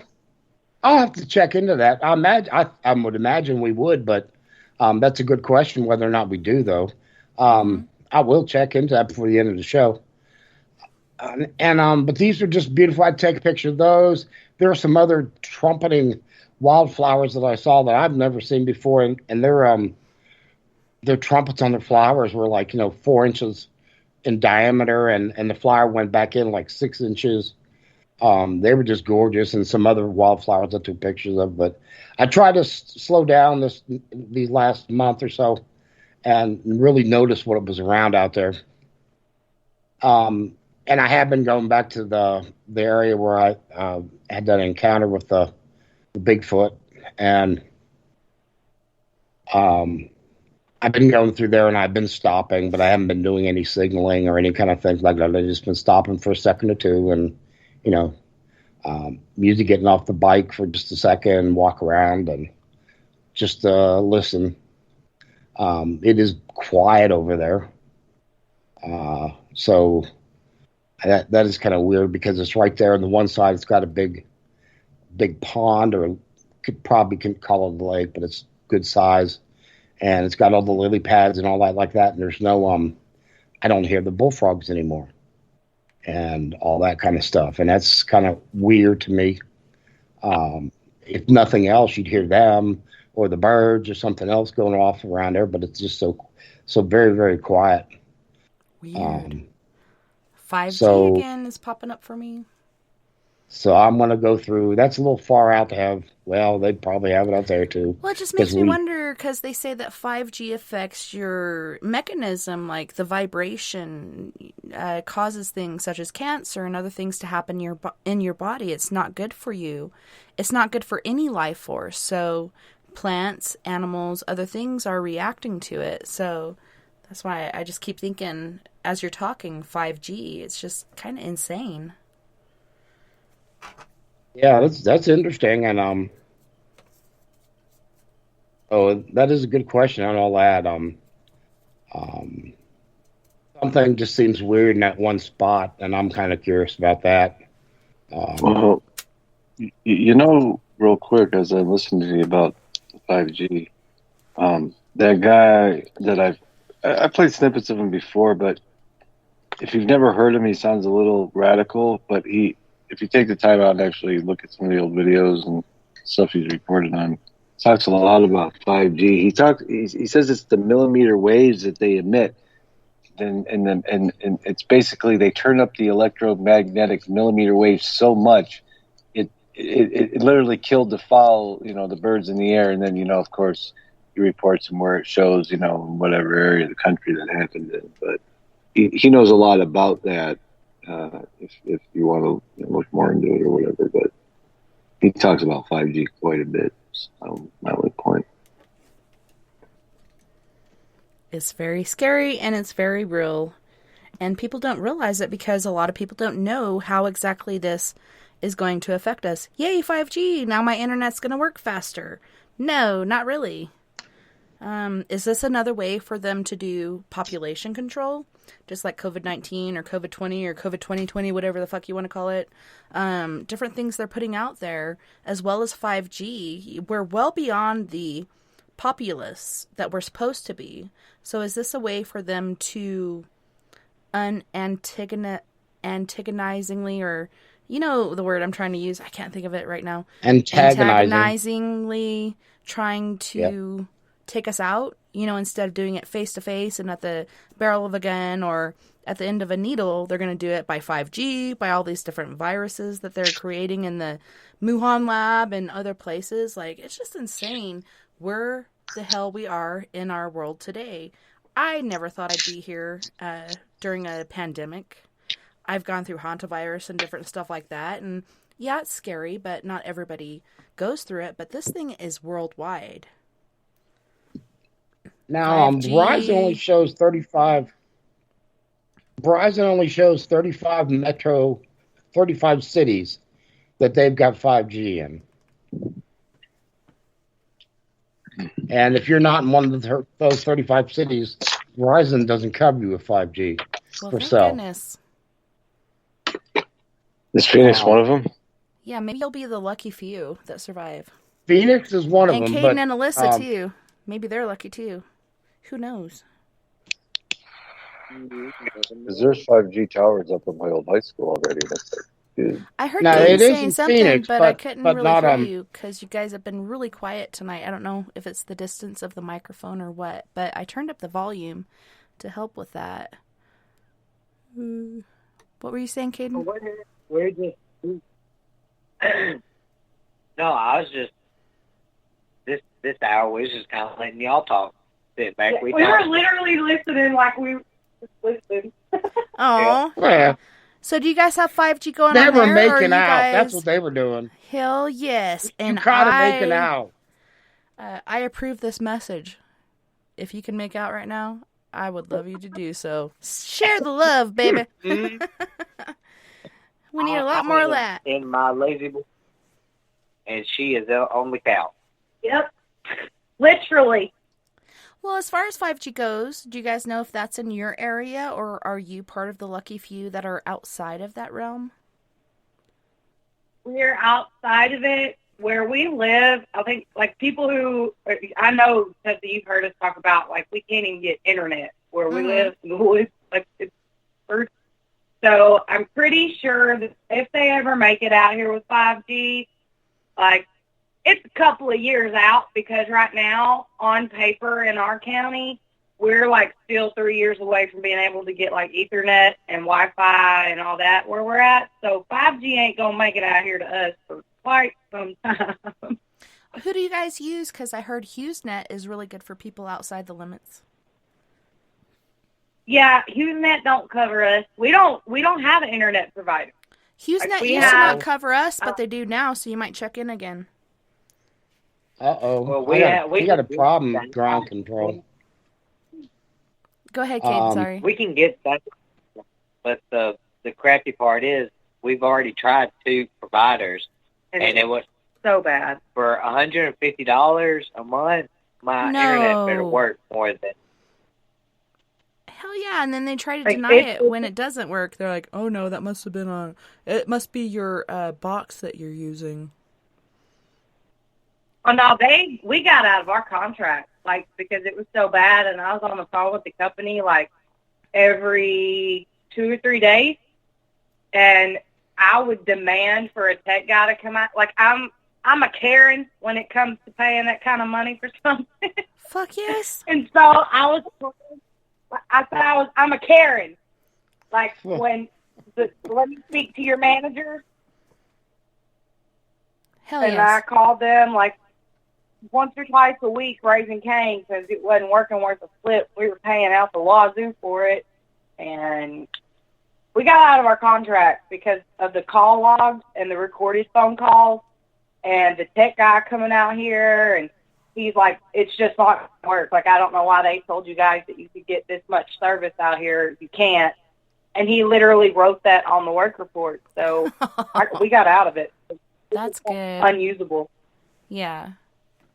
Damn. Yeah, look into HughesNet again, because here in my area, because a lot of the Ethernet lines and all this other crap isn't working, and we've only been subjected to Alltel and then recently CenturyLink. That's who I use. But HughesNet is now in our area, so look again to see if they are, because I've heard really good things about those guys. I haven't checked it in a month and a half. I usually, because they have the map thing, where you can put your address in and it'll tell you if they cover your area or whatever. I hadn't checked it in probably about a month and a half, 2 months, something like that. Check it out. But the last time, they weren't offering it. I can get on there and check it. It doesn't make sense to me, because I know it's all a government monitored thing and airspace, and they have to buy space for this and blah blah blah. But if you can have DirecTV, or what's the other one? Comcast or whatever, satellite TV. If you can have satellite TV ran in your area, you can't tell me you can't get decent internet in the same area. I mean, it's ridiculous, but it's insane. Well, as far as paranormal in my stories, okay, so I've gone through paranormal withdrawals. There's people contacting me from New Mexico, Colorado, everywhere. I need help. And a member of my team has already had and gone through the coronavirus. I was surprised she came through with flying colors because she's quite overweight. She has a lot of health issues, but she did not have a hard time. And she's got other people that she knows that are very healthy that had a lot harder time than she did. But she came through it flying colors, and she's like, I work in the medical industry, and I'm not sure that I want to go through that again, which I totally understand, but it makes me feel guilty. Every day I think of these people I could be helping, and I'm tempted to go do it alone, but then the last time I did that, I got possessed. So at the same time, I don't want to do it alone. But people need help, and so I'm just like, what are we supposed to do? And if I didn't have kids, I'd be more willy-nilly and go out there and do it, but I do have kids, so I have to be careful, unlike, my other half. But I have to take precautions because my oldest daughter in the house, my oldest is 20, but the one in the house is 16, she's got a compromised immune system, so I'm doing homeschool against my will. I don't really want to do it, but I don't want them to bring something home from the petri dish of school and infect my oldest daughter and her to die. I'd do anything to keep her around forever. But yeah, it's just insane. What do? I want to help you, but I can't. So here's what you can do. And supposedly the landlord for him is a spiritual person. She's able to move spirits beyond. She doesn't know quite what to do with this place.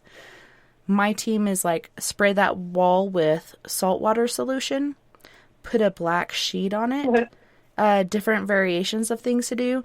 I even told him, like, saging is not a one and done thing. You got to do it like house cleaning. Do it weekly or whatever you do, for your major house cleaning. It's not a one and done sort of thing. Last weekend on the show, I was in the after party and I left to go hit the head and then was intercepted by the teenagers because during the show, they're outside in the tree fort and they see these shadow people running around. So they go into the house, and then when I go out, Nova's crying, and she's like, Mom, I came in the house to get away from them, and now they keep running by my doorway really fast. I can see them. I can't see them clearly because they're running so fast. And I'm like, well, just know they're moving so fast because they don't want you to see them. A lot of these entities don't want to be discovered. And once you do see them, they kind of get pissed off. But just know that you're more powerful than this entity, which is true. We all are. We all have that light within us. But they make you want to think that you're not, so they can take control and draw off of you. Yeah, I figured out just in my personal opinion, like through this whole Corona thing, more because, I don't know, I guess it's because there's so much, especially at the beginning of this, there was so much fear, and that type of energy was what was being projected by so many people at one time, of fear and sheer panic. There's been a lot of negative activity as far as increase since this. And does that make sense? Like, it's like it goes for me. We, prior to the whole COVID and pandemic, and when we would go on investigations or we had clients, 9 times out of 10, it really wasn't something negative. It was either children trying to get their attention, or someone who just wanted to be heard, things like that. And the phone calls and the information and people that have contacted us, it's all seriously negative stuff. And it kind of makes you wonder if it's just from, like, feeding from the panic and the fear and just the whole nastiness of this entire thing that the world's going through all at one time. And I also wonder, like, and I've wondered this for years, like, for at least 20 now. Like, when I was pregnant with my daughter, I kept having these insane dreams of basically a world war, never, like, this is the last one and everything's going to shit. Everybody's fighting, everybody's blowing each other up, and in turn blowing themselves up, whether it's atomic or whatever they're doing. Stuff has been getting worse and worse and worse, and it seems like it's not only on the human level, but the spiritual level now. So is this really the end of times where the veil is thin and it's good versus evil? I think we'd know, but there's been so many different posts of, hey, look at this figure in the sky. It looks like Jesus. Is that Jesus coming down? And where the heck is he going to show up? Who knows? And then there's the whole, it's not Blue Book. What is the one where they use the whole, they did it in an assembly where there's an ocean in the middle of this gym floor, and then there's this whale that jumps out and splashes a wave upon everyone, which is really not there. It's just this virtual sort of reality thing. And supposedly they're going to do that with aliens. Well, guess what? The aliens have been coming anyways. Like, since they did lockdown, everybody stay in your house. People are outside in their backyards, and they're seeing these masses of UFOs coming in from some sort of portal and different weird things like that happening. Like, is this the end? Is this the beginning of the end? I don't know. I hate to sound like really paranoid, because I'm really not. I'm really at ease and kind of quite comfortable, because I was social distancing before it was cool. I just wonder what the hell is going on. Caden has seen, like, several, in the back of our house, we have a pool, and, like, we have Asher's trampoline, like, in the little sitting area, and the trees are not, like, they're cut down right there in the area, so it's very open at night, and you can see the sky. And Caden has seen a lot more activity in the last, I'm going to say 2.5 months outside. Like, more in 2.5 months than he's ever seen.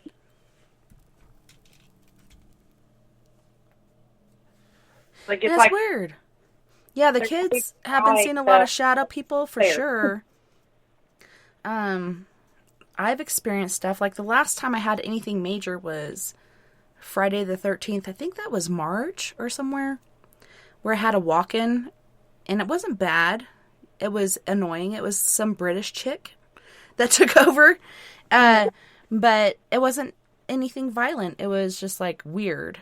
Even my writing, because I was playing D&D, my writing on my sheet is usually very nice, and then all of a sudden it's just this, like, crazy, sort of writing. That's the most major thing I've had recently was March, but it just seems like everything's been going downhill and different things have been opening up. I don't know if it's the whole CERN thing or other things or something else happening. I think it's just like this. There's been so much projected out, unknowingly projected out through all this. And then it's not just the pandemic. It's the things that have happened since the pandemic, and it's just bad, Tessa. So, like, in my personal opinion, I think a lot of it is from just the negative, nasty shit that's being projected out unknowingly. And it just messed all of the energy up, and all of the energy everywhere is just weird. Or for me, it is right now. Just weird. It's unsettling. Really is. It's different. Have you guys had sleep issues? Yes. Me too. And I started taking counseling for my marriage. I'm trying to do everything I can to save it. So I'm like, okay, we need a marriage counselor. And they brought it up recently, my sleep schedule, and maybe I should start getting up at 8 o'clock in the morning. Bitches, I've been doing school and doing all these other things all throughout my life. Doesn't matter what time I get up, I cannot go to sleep. But it seems like everyone around the world, including me, my sleep pattern has gone off grid about a couple hours, sometimes 3. It all depends. But nothing that I try to do, getting up early, whatever, is going to help it. And it's just amazing to me how, just with this COVID virus as well, it's all worldwide. This is not just on us. It's on everybody. The sleep habits, the crazy dreams, the crazy experiences, so on and so forth. Something isn't right. And for me, when at first they're like, don't go outside. Well, I have a pretty big yard, and I'm basically out here in the country. I'm going to go outside and sit at my picnic table, and you can F off. Like, I'm going to do what I'm going to do. Is there something supposedly, like, going on as far as solar flares or UFO ships coming in, so on and so forth? Like, what are they trying to protect us from? But then you see, like I said, these videos of these fleets, like fleets and fleets and fleets of alien ships and stuff. Are they taking over? Taking your body and making a new copy of you and replacing you with the alien entity? I don't know. Are they working? Or are they bringing the humans back? Right? After And they've take messed with them. replacement. And the whole Mandela effect and how people have changed. I feel like I'm still in the same place, and my husband and I've said this before, are on a different wavelength. Like, we used to agree on so many different things, and then he's like, as far as Star Wars, no, he said something about Luke, so on and so forth. It was Luke, I am your father, and he said something else, and I'm like, okay, alternate reality Vern. Like, you're not the real Vern. Your father. Huh? You're not the real Vern. No. He's not. To be Luke, I am your father. Yeah, now Luke, it's I am your father. I am your father. Yeah, that is not right. So that's one of the many, many, many, many, many things that I know is not right. Fruit Loops, the Bernstein Bears, Mandela in the first place, like, he died. How the hell did he become president when he's dead? A zombie president? Well, that'd be cool. Well, here's the issue with this is what this seems to be this real phenomenon, and this is not misremembering. This is what really irritates me about the real glitches, as Caden was saying earlier. I called them time slips before the Mandela effect term came out. So Still call it them seems to time be. slips? What's that? I still call them time slips. Yeah, and I think that's more the appropriate term, but either way, it seems that people my age and older remember it this way, and this is what I remember regarding Mandela.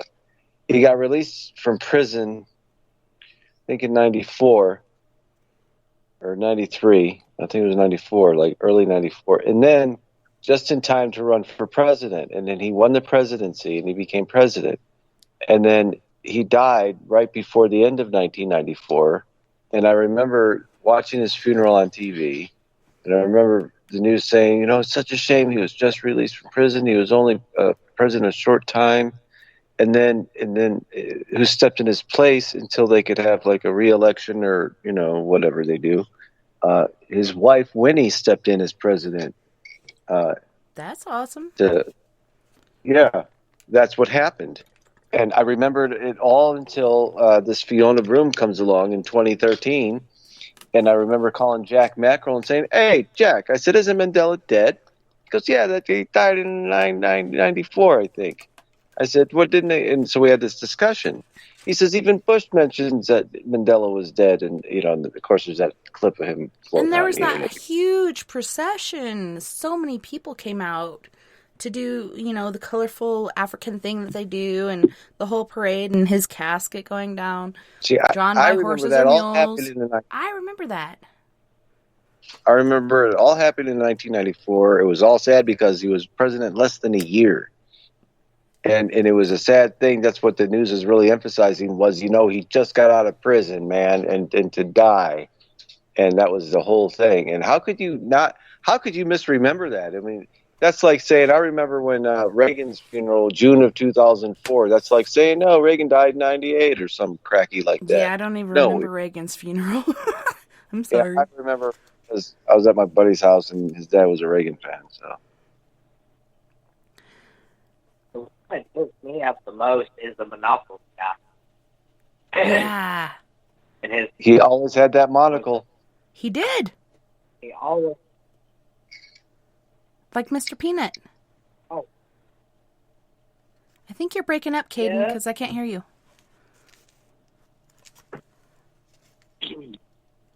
I said that that's the one that always really trips me out, because I always remember the monocle. Yeah, and he's always holding it.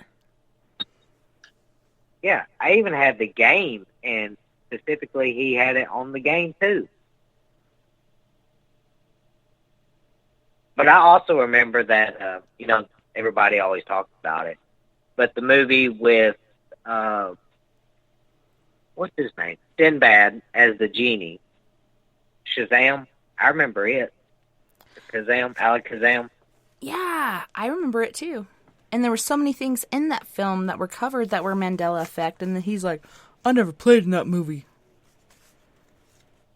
Yeah. Yeah, the hell you did, because I remember watching it at least 5 or 6 times. Same thing, man. I do. Oh, go ahead. Sorry. Oh, my God, I've been on mute. I've said the funniest things in the world. No one's heard them. That's what happens. That's my karma. I'm sorry that my karma is affecting your karma. Go ahead, Alyssa. Oh, no, I was just, I remember watching that movie as a child several times. And, he was talking about Mandela. My mom says the same thing that he just said about that whole time and him being released and stuff. She remembers all that. Yeah, peanut butter. Yeah, and then the peanut butter thing trips me up. Jif and Jiffy. Yeah. Well, here's the thing about Jif. This is what I remember about Jif. It was Jiffy peanut butter. It was. And then sometime between 1986 and 1988, they did actually announce we're shortening our name from Jiffy to Jif. From now on, it's Jif Peanut Butter. So they did actually announce the change. Well, now they I say remember they that didn't. too. A one-time thing. I do remember seeing the commercial of the announcement of the change because they showed both jars up.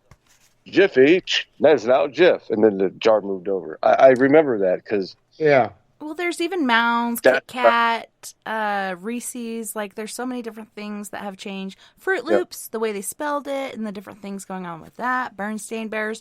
In that movie that you're talking about where it's got the guy holding the ham leg, basically, in his portrait, changed to a turkey leg or some shit. Like, so many different tiny things, and it's just like the people in our lives that change. Talking about my husband.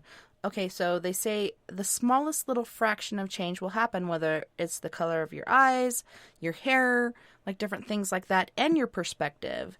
So it kind of makes people paranoid, like, and I even did say that to him. Okay, alternate reality, Vern. But on that note, you guys, we do have to go to our second musical break. On this break, we have Fluid with I Love It. Fluid is from Union City, California. We got Griff with Best Life. He's from Toronto, Canada. Chico from Milwaukee, Wisconsin with They Beyond Me, as well as Griff again with Zoo. You guys don't go anywhere. We'll be right back after this musical break.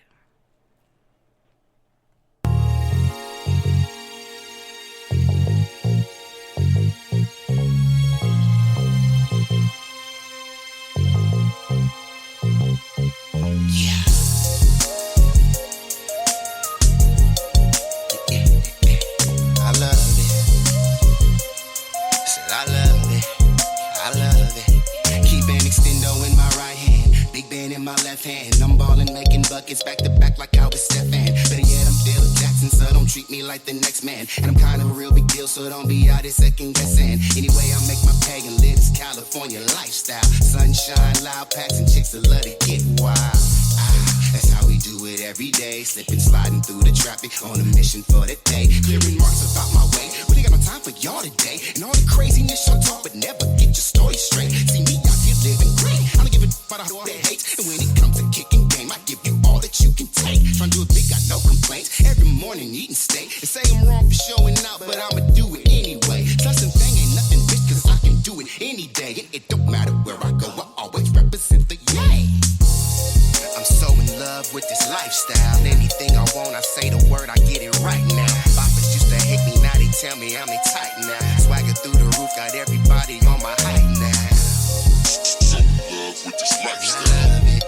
And I love it, and I love it, and I love it, with this lifestyle. They don't wanna say the word, I get it right now. See me, I'm out here getting it and loving how I live. Best believe if I do something, I'm a stupid, do it big. And this hustling is my gig, so don't you ask me what I stand for. Stacking while I'm macking, trying to earn myself a couple Lambos. Yeah, you know them toys for them big boys. Emperor of sorts and all you other players decoys. Meaning you're not the real deal. Keep an appetite for dollars that I never miss a meal. All you suckers need to chill. I'm just trying to stack a meal and pull the baddest bras around and let us show they sex appeal. Little bit of Netflix, then we chill. Lose them clothes, keep on them heels. Working like a 9 to 5 and go right back to chasing thrill.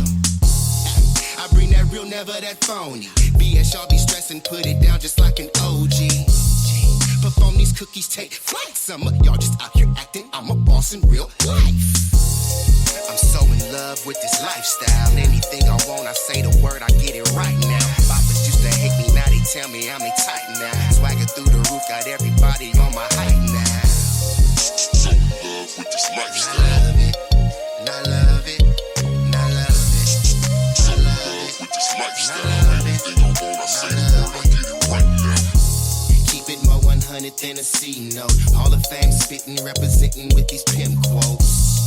Don't try to front, you know this shit's dope. Question is, will I ever fail? My answer is no.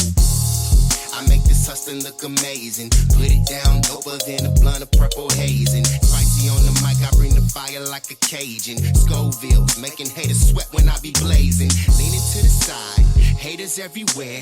Yeah, I hear them talking, but they simply wasting air. Can't understand the reason that they stay in my affairs. But I'm major with my movements, getting money everywhere.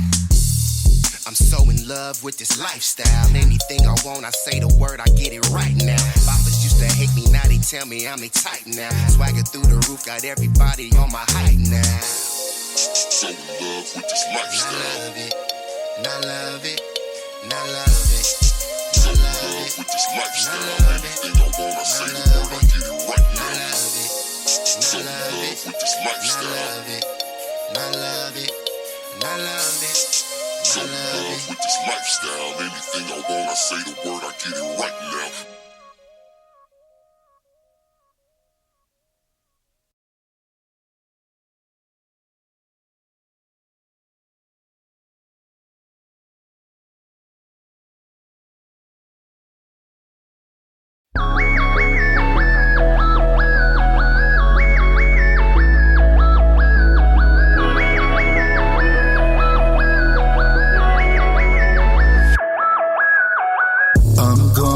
Live my best life. Don't care if my head ain't right. I'm gonna live my best life. Don't care if my head ain't right. I'm gonna live my best life. Don't care if my head ain't right.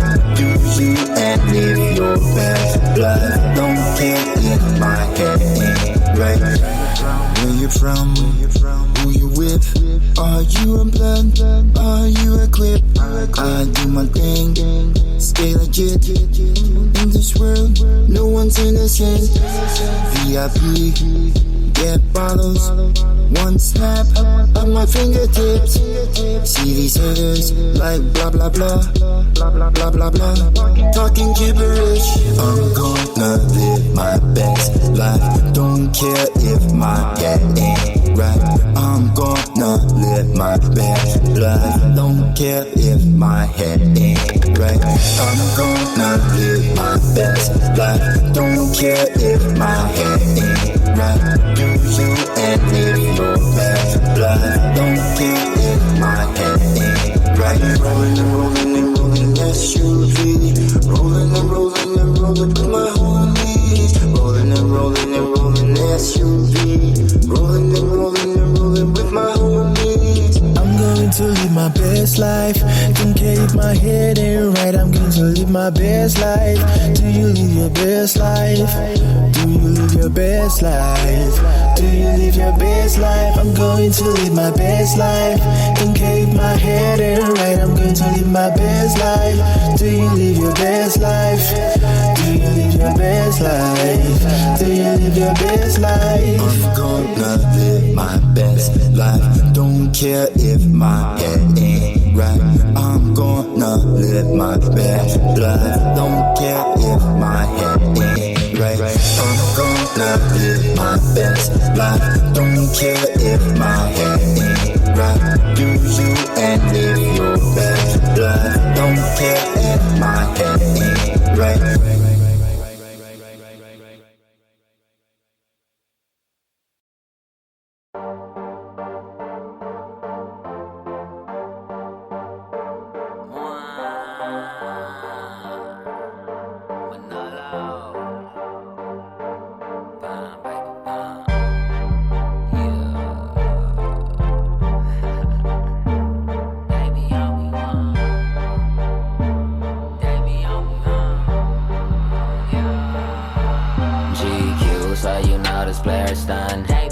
Hit the club, got chose like it's nothing. Mathematician when it come to getting numbers. I'm screaming, one, I feel like money, why? Cause they be on me, they be on me, they be on me, they be on me, they be on me, they be on me, they be on me, why? They be on me, they be on me, they be on me, they be on me, they be on me, they be on me, they be on me, why? I'm like, look up in the sky, that's a bird, no, that's a plane. Chico just that fly, so make it splurge and make it rain. I keep that Scrabble mind, I got words and I got game. And she like circle goggle, she got curves and she got frame. And if my Murata, I'ma swerve all in her lane. She give me gobble gobble, she superb with that good brain. Now baby, bout that action, make them bird drive me insane. I'm a jigger, low in action, mama purchase this good thing. And fire y'all employees, you dealing with a boss. And kick it with a player, I got juice and I got sauce. You messing with them losers, I feel sorry for your loss. I'm my heart throb, baby. I can feel your beating pulse. GQ, so you know this player stunned. Hit the club, got chose like it's none. Mathematician when it come and getting numbers. I'm screaming, one, I feel like money, why? Cause they be on me, they be on me, they be on me, they be on me, they be on me, they be on me, they be on me, why? They be on me, they be on me, they be on me, they be on me, they be on me, they be on me, why? Juice daddy, baby, looky here, looky here. Milwaukee bought them bucks, fear the deer, fear the deer. I'm feeling like a player, must be pure, must be clear. So let me drop this knowledge in your ear, in your ear. I'm driving your chick crazy, let me steal, let me steal. She crying like a baby, I see tears, I see tears. She thick from the front, I see rear, I see rear. I see me in them panties, I see mirror, I see mirror. Fly guy, baby, you messing with a pilot. King of the ship, you messing with a pirate. Ding dong bitch, make her open, then I'm out it. I'm getting all in that belly, turned her into a Audi. GQ, so you know this player's done. Hit the club, got chose like it's none. Mathematician when it come to getting numbers. I'm screaming, one, I feel like money, why? Cause they be on me, they be on me, they be on me, they be on me, they be on me, they be on me, they be on me, why? They be on me, they be on me, they be on me, they be on me, they be on me, they be on me, they be on me, why?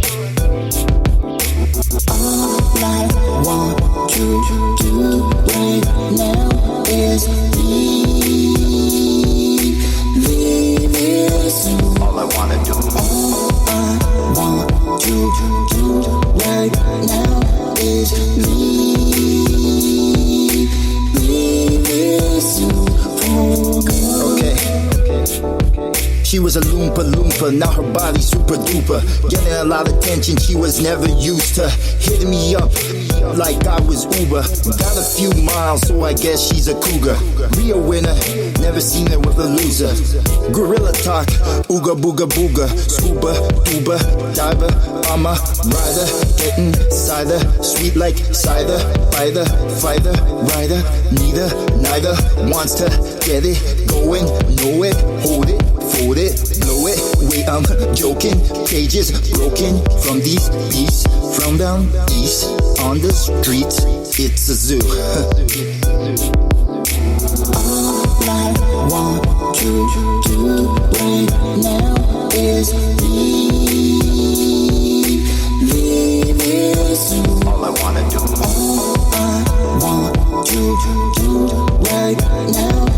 days.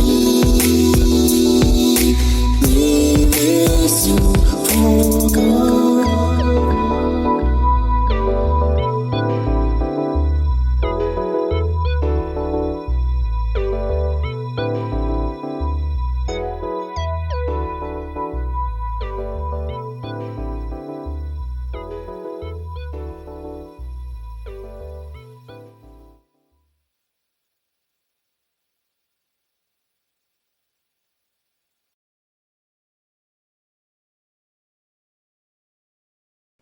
I hate to interrupt. Welcome back, you guys. Thank you so much for joining us tonight on We Are Paradox Media's Late Night in the Rockies. We're hanging out tonight for shenanigans and laughs. We got Mooney, we got Caden and Alyssa Mask, and we also have Sleepy Dave Davenport, our weekday host. Welcome back, you guys. Hello. Thank you. Hello. You all are Isn't looking life- especially sexy. So I pulled out the cameras when I went out this break because I forgot last break, but they're called digital video camera on the handle part. And when you look at the other side, it says IR 2.7K on this one. And it shows you it's got night shot, 3.0 touchscreen, as well as motion detection.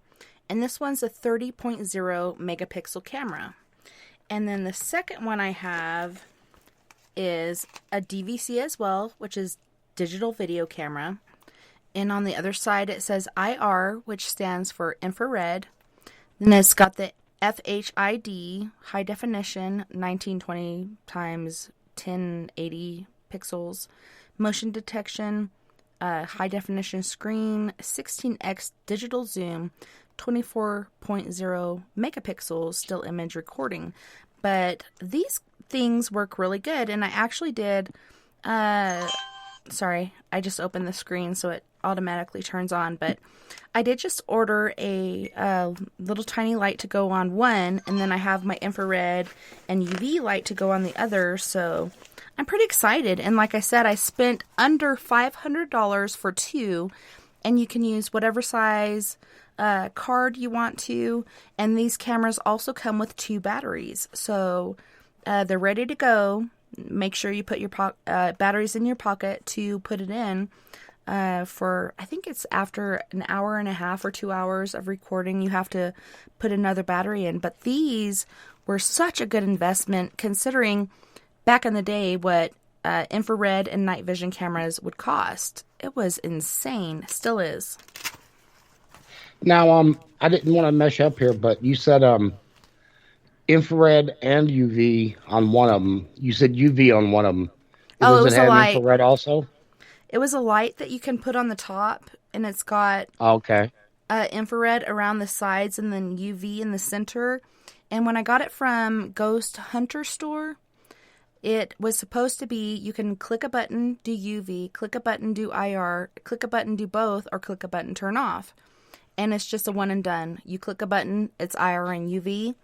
And the guy tried to charge me. On the side, it said $45 shipping for the new SLS Connect Cam that I just ordered. Mm-hmm. Yay! I've been trying to do that for years, and I finally All right. decided to indulge and do it because I've been regretting it forever. But he's like, well, you have to pay $25 shipping. And I'm like, I'm so glad you contacted me because it said $45.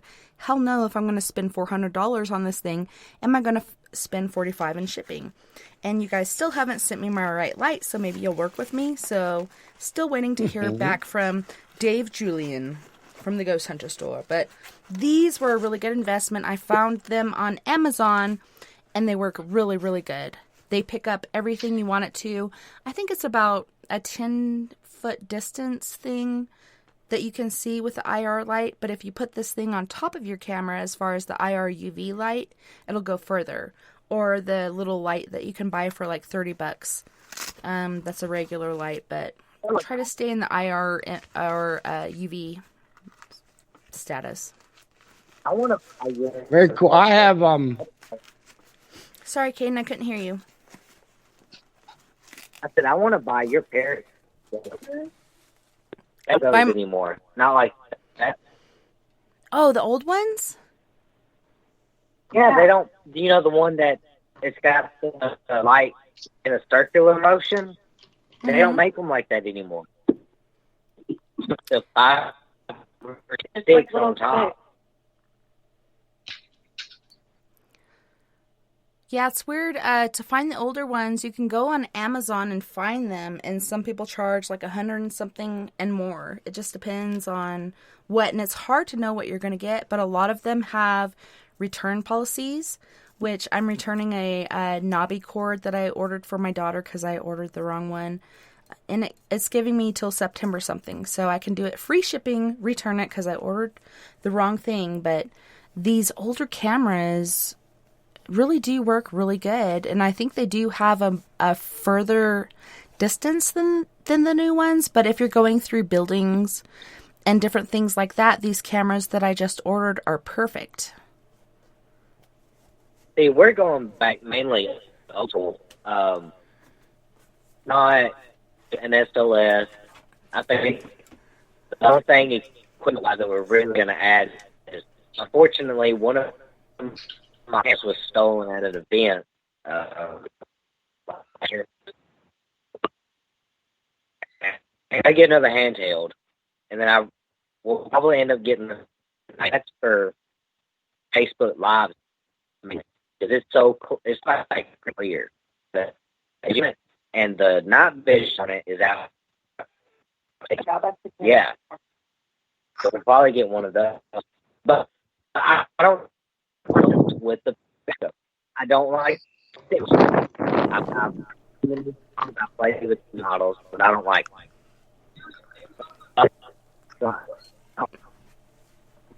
You're breaking up. Is he breaking up for you guys too, or is it just me? Yeah. Okay, so you're breaking up a little. I don't know what happened. While he's getting a better signal there, let me go give you that update on the 5G.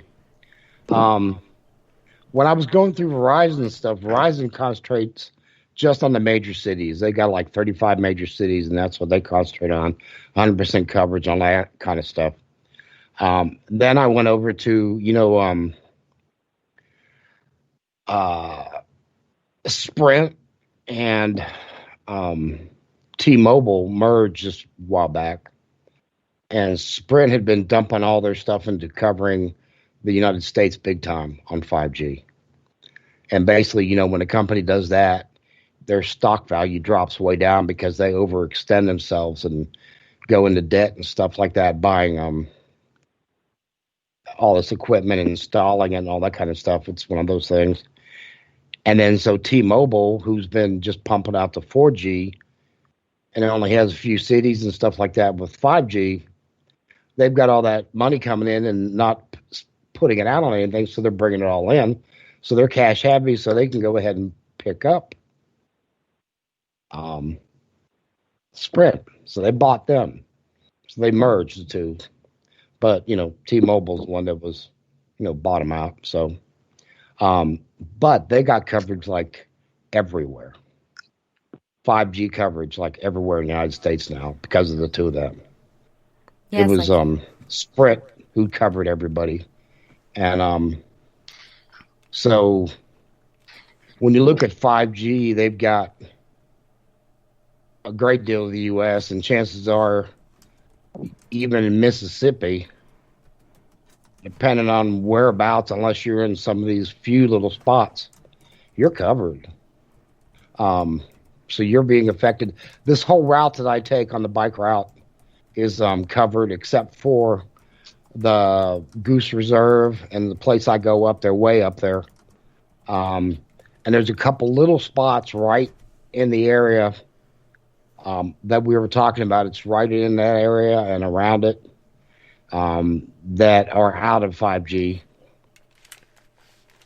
But I can't know for sure until I get on, dead on map and get a mileage on there to see if it's in that exact area that I go to. That one little spot. I know the whole thing, and most of it's all covered that I get on there that I travel.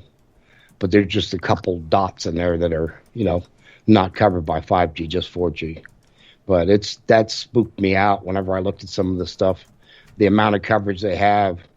It sucks to be in Nebraska or Idaho or some of these other spots, but they've got coverage in almost every place now.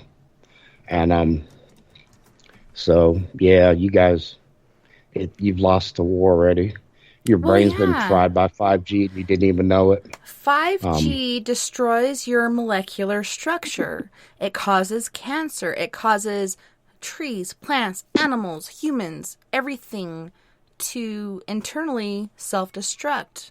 It is not good for you whatsoever. All it is good for is like faster internet and whatever they're trying to do as far as, again, tapering down our population. It's insane. A lot of people don't see it. Oh, yay, 5G, I'm going to get faster internet. No, the hell you're not. You're going to get cancer and other things, which you probably already get from carrying it in your butt, in your butt pocket, in your boobs, upside your head, unless you got one of those little Blu-ray ear thingies. Like, cell phones are not good. And JoJo, I think it was. No, it was Chuck Bam. So 5G is good? No, 5G is bad. It destroys your molecular structure. It destroys you internally. You don't even know what's going on. Unless you're sensitive. But yeah, it's not good. And people are going crazy. Even my sister, I was talking to her earlier, and she said they're in Ozark, Arkansas. They have 5G towers, and people are losing their ever-loving minds, their cell phones, other things. Like, it is not good. People are going crazy. Mm-hmm. Well, I worked for a telephone manufacturing company, telco, not a telco. I worked for a telephone manufacturing company, Nortel Networks, Northern Telecom. In Canada, they were Northwestern Bell. They were all part together with Bell Networks. They were all the same they're the same in Canada. But the United States, they had to break up. So Bell Networks, when they broke up, that's when it became Northern Telecom in the United States. God, Bell was like 90s, right? That was yeah. It was it was before that. It was in the 80s. I remember seeing the Bell symbol with the bell on top and the Bell logo. Yeah, all the baby bells that happened after that. See, whenever Ma Bell broke up, you had AT&T wireless became a thing, long distance, AT&T long distance, and then you had all the like Ma Bells, the little what would be like New York Bell or Manhattan Bell or something, or like Massachusetts Bell, whatever it might be. You'd have all these different telcos like that, and then you'd have these independents. It might be like could be Scottsdale United Phone Company or something like that would cover these individual cities and areas and stuff like that, depending on the amount of phone business and stuff like that. Well, we manufactured, since the Bell stuff, AT&T manufactured all the phone equipment for the Bell companies, and we manufactured all the phone equipment for the non-Bell companies.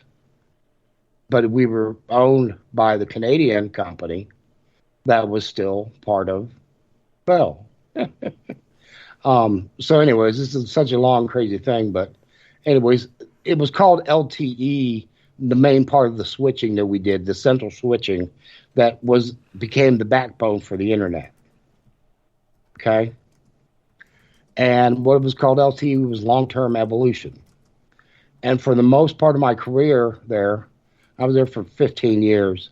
We worked on LTE equipment and stuff that added on to all that. And when you go from 4G to 5G, that cuts off the evolution from LTE, the stuff that the backbone that I worked on. So that backbone is no longer used with that equipment. It's still used with that equipment, but that equipment is above the LTE evolution, which was huge. I mean, that stuff ran from the 80s all the way up to now. So that's 40 years that equipment's been running on the same base. So you can imagine how much we turn that into a, if you can imagine your computer, home computer, being good and running the ultimate stuff for 40 years, and you haven't had to replace it. Okay? And running all the ultimate stuff, 40 years, the fastest stuff and everything like that, 40 years. Well, that's what we'd created there. And that was the equipment that's still running right now. Now, the 5G stuff is finally where they got to a point where they said, okay, we're not going to use this technology that we used for this. We're going to a new set of technology. And yes, it can run on top of it or with it, but this is a new set. So that's the 5G. Okay? So the stuff that I worked on in my career with the company is the evolution is finally cut off after 40 years. So that's a major milestone. And it's a major milestone to destroy ourselves, whether we do it nuclearly or through 5G or through vaccines or whatever the hell we're doing. COVID, Lyme disease, have a corona with a side of Lyme. I don't know. It just seems like everywhere you look, there's destruction, and I'm perfectly happy in my own front yard until I have to go get groceries. Yeah, I just wanted to kind of give you something, explain it a little bit without getting into details and stuff, but I wanted to explain a little bit why people are kind of nervous about it. It would have started in the industry, and then other people would have caught on about it in the financial parts, and that's where the people invested. And the 5G, there are stocks for just 5G and all. But that's why people made such a big deal about it. That's why it would have reverberated throughout the country and stuff, was because this was a huge thing. You're taking what we depend on for telecommunications, everything, okay, this equipment, and we're taking it from one step of technology to a whole nother step of technology.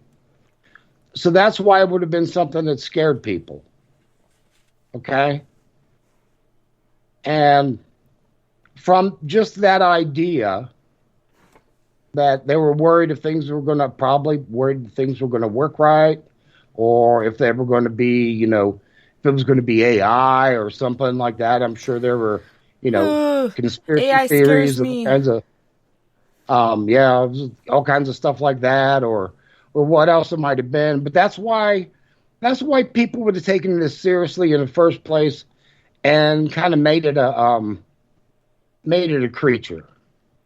Well, so I know I never spoke to you guys about it before, but I just wanted to finally get it off my chest and explain this a little bit so people can understand why this was a big deal. And so that gives that little part of that evolution. And one of these days I'll talk about a little bit more about it and what it means electronically. But this was a major step. So and the stuff that we did with this, the equipment, we went from being able to do the first type of like Skype call here with video and voice and everything on a 2-wire phone with it, and doing your internet dial up and everything, and doing your phone call at the same time, all that kind of stuff with it, and doing that picture and voice and all that kind of stuff, to all the stuff that we do now on the cell phones and the internet. Right. All that with the same technology that started off back in 40 years ago.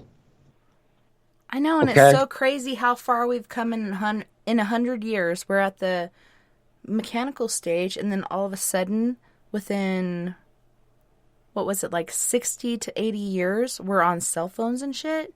It's insane. We have never taken that big of a leap in the technological universe to get so far as humans, and I think it's that whole trade thing that happened with the aliens. You can take so many people as long as you give us your technology, and that's how all of this manifested. But Chuck Bam had a thing going on, and I saw this on the weather. Different people who are in Georgia and such talking about this. They have 2 hurricanes pointed at the southern slope there, where Georgia, Louisiana, Mississippi, and such are. Okay, so Louisiana, Alabama, Mississippi, and Florida, Georgia, like right there in that area, 2 hurricanes are supposed to be hitting land at the same time. When in the history of man has this ever happened? This could be the whole 5G thing. This could be the way that Harvard was trying to help the ozone layer, taking these different aluminum balloons to where they'd pop, and it puts out diamond dust and different things to recreate our ozone layer to protect us from the sun. If you put too much, it causes natural disasters like tornadoes, hurricanes, earthquakes, different things like that are happening. If you put too little, it's the opposite, like droughts and different things like that going on. If you put the right amount, it works. But it's insane what they're doing for the betterment of us, which at the same time, it can be our downfall. The biggest electronic network in the world is the telecom network. It is wired into everything, everywhere in this world. Every phone company is wired together. No matter where you are in what country, it is connected to the grid. Every one of them. There's nothing like it in the world except for it. It's the biggest. It is the web. It is your cell phone. It is your home phone. It is your burglar alarm system. A lot of people, it's their refrigerator. It's their watches. I don't know how many other devices. It's your TV set. You know, it's your cable box. Luckily, I'm a poor bitch, so I can't afford a lot of those things. Yeah, but every time you go, you leave the house, it knows where you're going. Yeah, probably so. Unless I leave it at home. And chances are, even if you leave it at home, it knows you left home. It knows you set it down and you didn't go, and you're not on the TV set. And you know, it didn't. And some folks knows you didn't open the refrigerator to get that tab out of it or whatever you're drinking.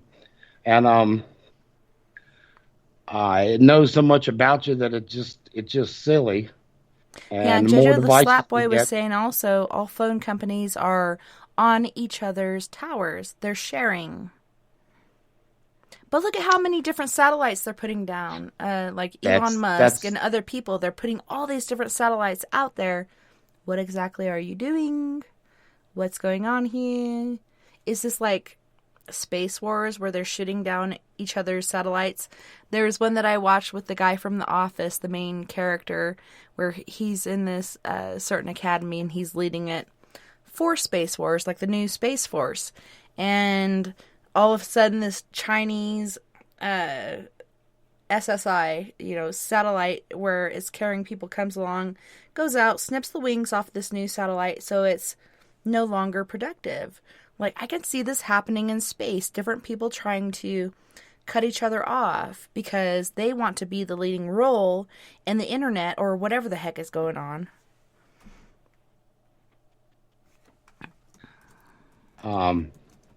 Yeah, you mentioned satellites. The more and more communications you have, and every time, you leave a continent or you have to go, any phone call goes here, there, or everywhere. They all get consolidated and go down. They go through a satellite to be sent to a different network, and all those satellites are usually owned by smaller and smaller group of companies, and then they go into smaller. Then they go into the receiving towers and stuff like that for the networks of other companies, and then JoJo gets involved again with his secret connection with his wife in Yugoslavia. And But things just get scarier and scarier, and you don't ever get out of the range of the signal. So that's why we can't tell most of the time who the hybrids are. They're totally under control. They have the signal nice and clear. Unless you walk them into a place where there just isn't a signal, one of those little grounded rooms, dead signal rooms, and then they start to, within an amount of time, they start to lose their programming over and over and over again, and then it just drops off till they just lose expression and keep asking you about how was your day, how was your cat, how was your day, how was your cat, then you know, but usually you don't get that chance. They'll kick their way out of a closet, but okay, the Czech Republic. I'm so sorry. Well, I did share a picture of the president of Russia, that guy. And it was a topless picture, and he's fishing. He's showing that there's no side effects from the Russian COVID vaccine, but he's got a nice pair of titties on him, so I'm not quite sure that there's no side effects to this. I'm kind of jealous of those. Yeah, I know. I told my friend earlier, I think he spends a lot more time at home now since he got those titties. But, yeah, supposedly this for vaccine, his age, yeah, no I know. sagging. They're pretty perky. I think they might be, I don't know, some sort of. You think he might have had the job done on those? Looks like it, just so he could spend that time at home. I mean, he could definitely pass the pencil test on those. Reminds me of a pair I see quite often. No, but it's funny. This vaccine, supposedly, they're saying within a year or less will come out. But according to other vaccinations for different pandemics and other things like that, it could be 6 to 10 years, could be 4 to 6, could be a long time. Take the long way home. And then you hear these stories about when you take this antivirus, they're going to shoot you up with the whole chip that you won't even realize because it's so tiny. And unless you have this vaccination or this chip, you can't buy food or anything without it. I'm just thankful they brought the real Sandra back. That's all. I know. 2 weeks I missed ago. her.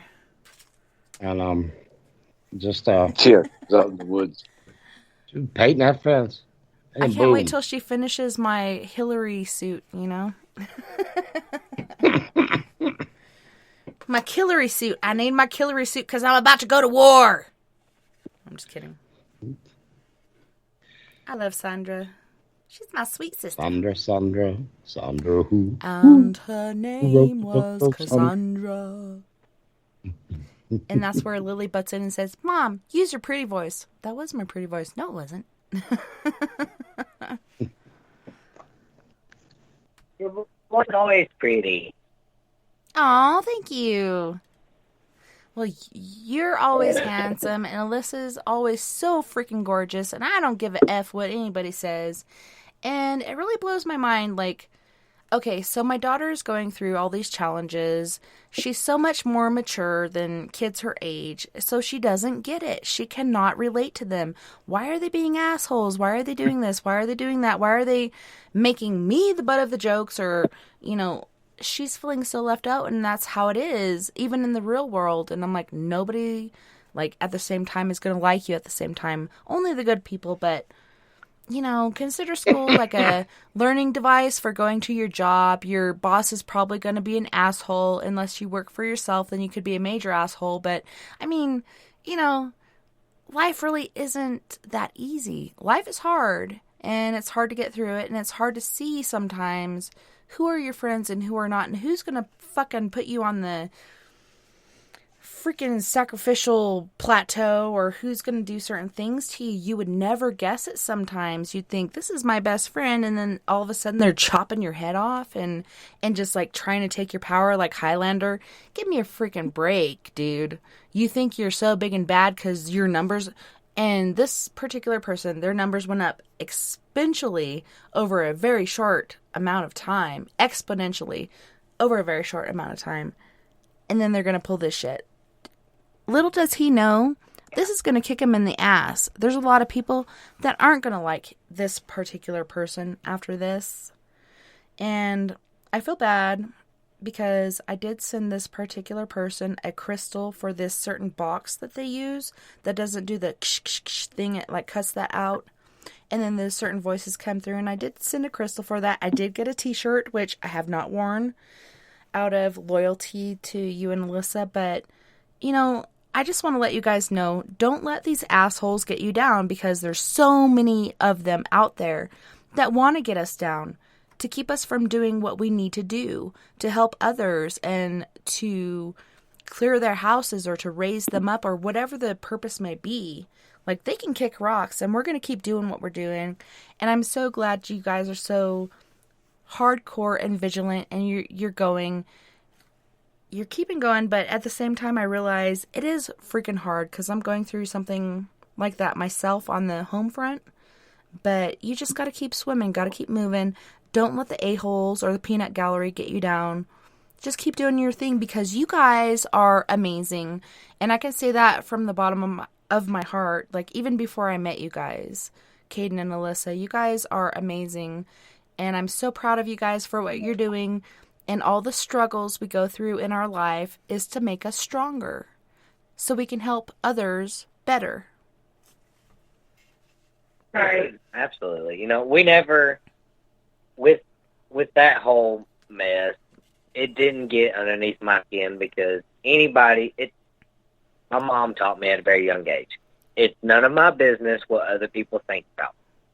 And it sounds stupid when you think about it at first, but the longer you sit with it, my life is just on not knowing what everybody thinks or says about me. You know, the moment that we start getting in our feelings is whenever so-and-so said this about me. I don't listen to none of it. Other people about hardly anything, you know. And with this whole situation, like you said, it taught us who we can trust and who we cannot trust, who are our friends and our friends aren't. And the biggest, I guess, ha from us is that we know what we created, we know who we influence, and we know who's going to last in the long run. Simply because we're true to who we are. We're extremely transparent by nature. We're not going to tell you every single detail. I'm not going to tell you every time I have to go to the back, every time I smoke. If somebody asks, I'm going to answer.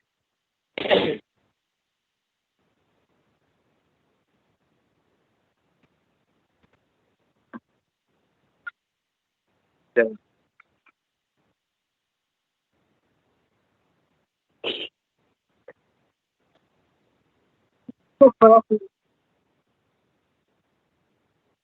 Lily's trying to talk me out of my last cookie. Well, I told her if she splits it with her brother, I'll give it to her, but I was looking forward to this as my treat after my show for doing such a good job, but I will let them have it. Break it into. Such a good mom. Aw. This one's kind of crazy. But no, I mean, we don't let the bull crap that's being said get to us. You know, I don't care. Everybody that knows us and knows us personally,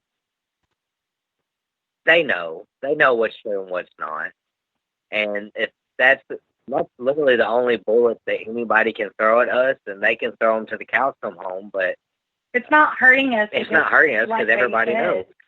We're very transparent, and we've always been that way. But we don't have anything that, you know, in the heat of the moment, I'm like, hey, Nick, and I was hot. I mean, anger kind of overreach you.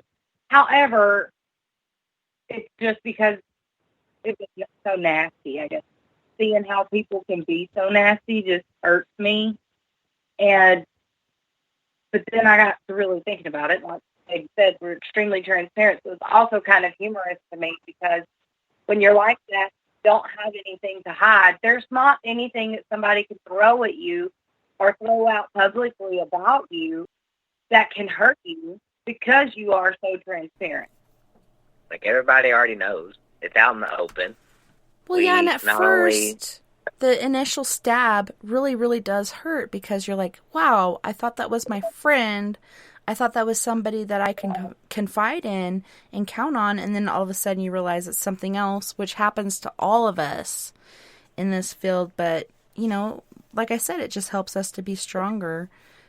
I know you guys even before I met you, and I've loved you guys, and I still love you no matter what, because I know you're good people, and I know there's demons and things out there that are trying to get us and are trying to take us down, because I am even subjected to it, and I don't admit a lot of it that happens because it is fucking embarrassing sometimes what happens, but it's for a good reason. It's for our learning process. Right. Everybody doesn't have to know every single detail about your life. I mean, that's just it. It's our life. What we choose to share, we share. Like, if we feel like it's something that everybody should know to understand why we are the way we are, then we'll say it. But like I said, I'm not going to tell everybody every time I have to go to the bathroom, every time I eat. Right. You know. I'm okay. I just think. Yeah, I don't know what all going on about that situation you guys are talking about, but all I can say is that as long as I've known Kaden and Alyssa, I can tell you they're great people, and that's what counts. And bullshit floats its way out, so I wouldn't worry about it. And you know who to get rid of in your lives. And honestly, it was a board severance that we needed, and it was already in the process.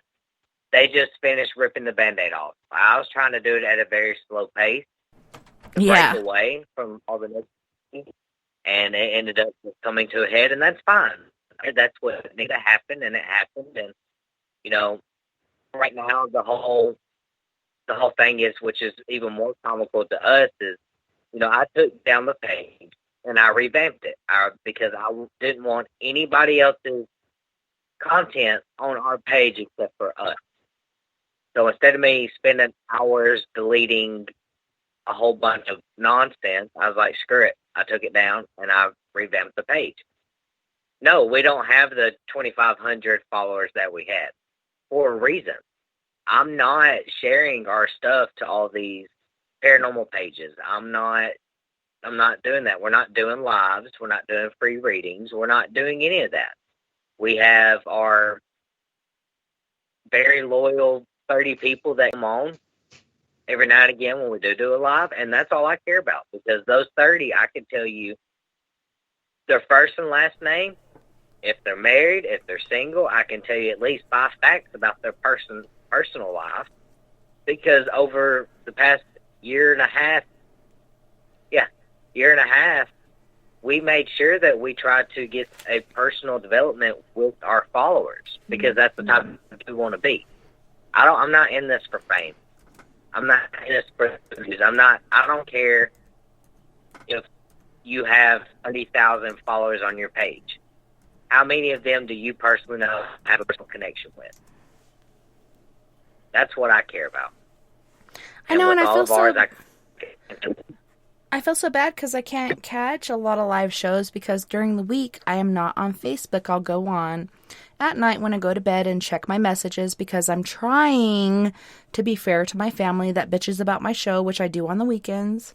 Otherwise, I don't do anything else but the family thing. But I mean, I try to check in on everybody and try to keep up with that. And when you do your lives and stuff, but I can't always do it. And it makes me feel like I don't care or whatever, but I do. It's just I'm trying to do the right thing as far as my family and all the shenanigans I'm going through with that, and counseling, so on and so forth. But I do think of you guys like every day, and I love you guys, and I hope you're doing good, and I know you're doing good because I know you. But at the same time, like, just the absence of my presence, and I have Chris Garcia and other people sending me things, and I see it, but at the same time, I can't partake in live calls or anything else like that. I kind of feel guilty, but at the same time, I'm trying to keep the happy medium, you know, which will never happen. No matter what I do, it'll never be a happy medium for anybody. You shouldn't feel guilty, though, because you have to take care of yourself and your family. That's what comes first. Which is another reason why we changed, you know, our page and we don't do lives and stuff like we used to, because I'm not even going to lie, I was extremely overwhelmed. It was like a full-time job, being a mother and a wife. And I had this huge sense of urgency and responsibility to respond. Anybody that needed a reading, anybody that. And I got so overwhelmed, bogged down, and took on entirely much with it that it spiraled out of control for me and got me in a place that wasn't good. And I can't help people if I'm in, like, if my energy isn't good, I'm not doing what I need to take care of me and fulfill me. You're kind of breaking up, sister. I'm not in a place where I'm helping anybody. And the same goes for you. You know, you got to be in a place where you're so. No, I was just telling Alyssa that she was breaking up a little bit. Can you hear me? Yes. Yeah, that happened. When it, like with you, that's what I was saying. You're not going to be able to give yourself out to help. Yeah, you're breaking up again. What you I hate to interrupt. You need to do if you are fulfilling the. It's in Mississippi, you know. It is.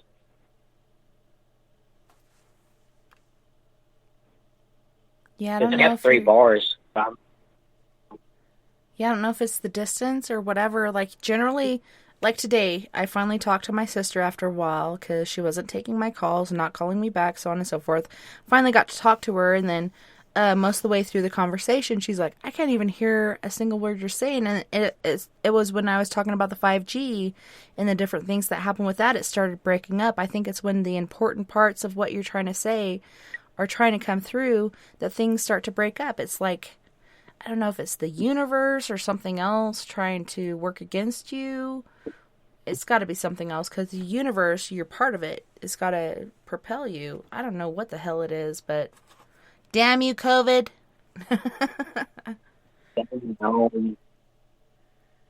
Them pesky gnomes. Pesky gnomes. Well, we have T-minus 5 minutes and counting before the end of our show. And I want to thank you guys so much, Mooney and Sleepy and Caden and Alyssa, for hanging out with us tonight and sharing stories and different things going on. And having a good time, like a positive influence on other people and on ourselves. Because, like I said, I really need it. You know, I've been going through counseling and different things like that. And, like, this week, I was just really, like, kind of torn down. Like, I still feel like everything's my fault, even though it's not. I've been working so hard. I've improved more than 100% on myself, and still I'm expected to change. Okay, this was the big thing.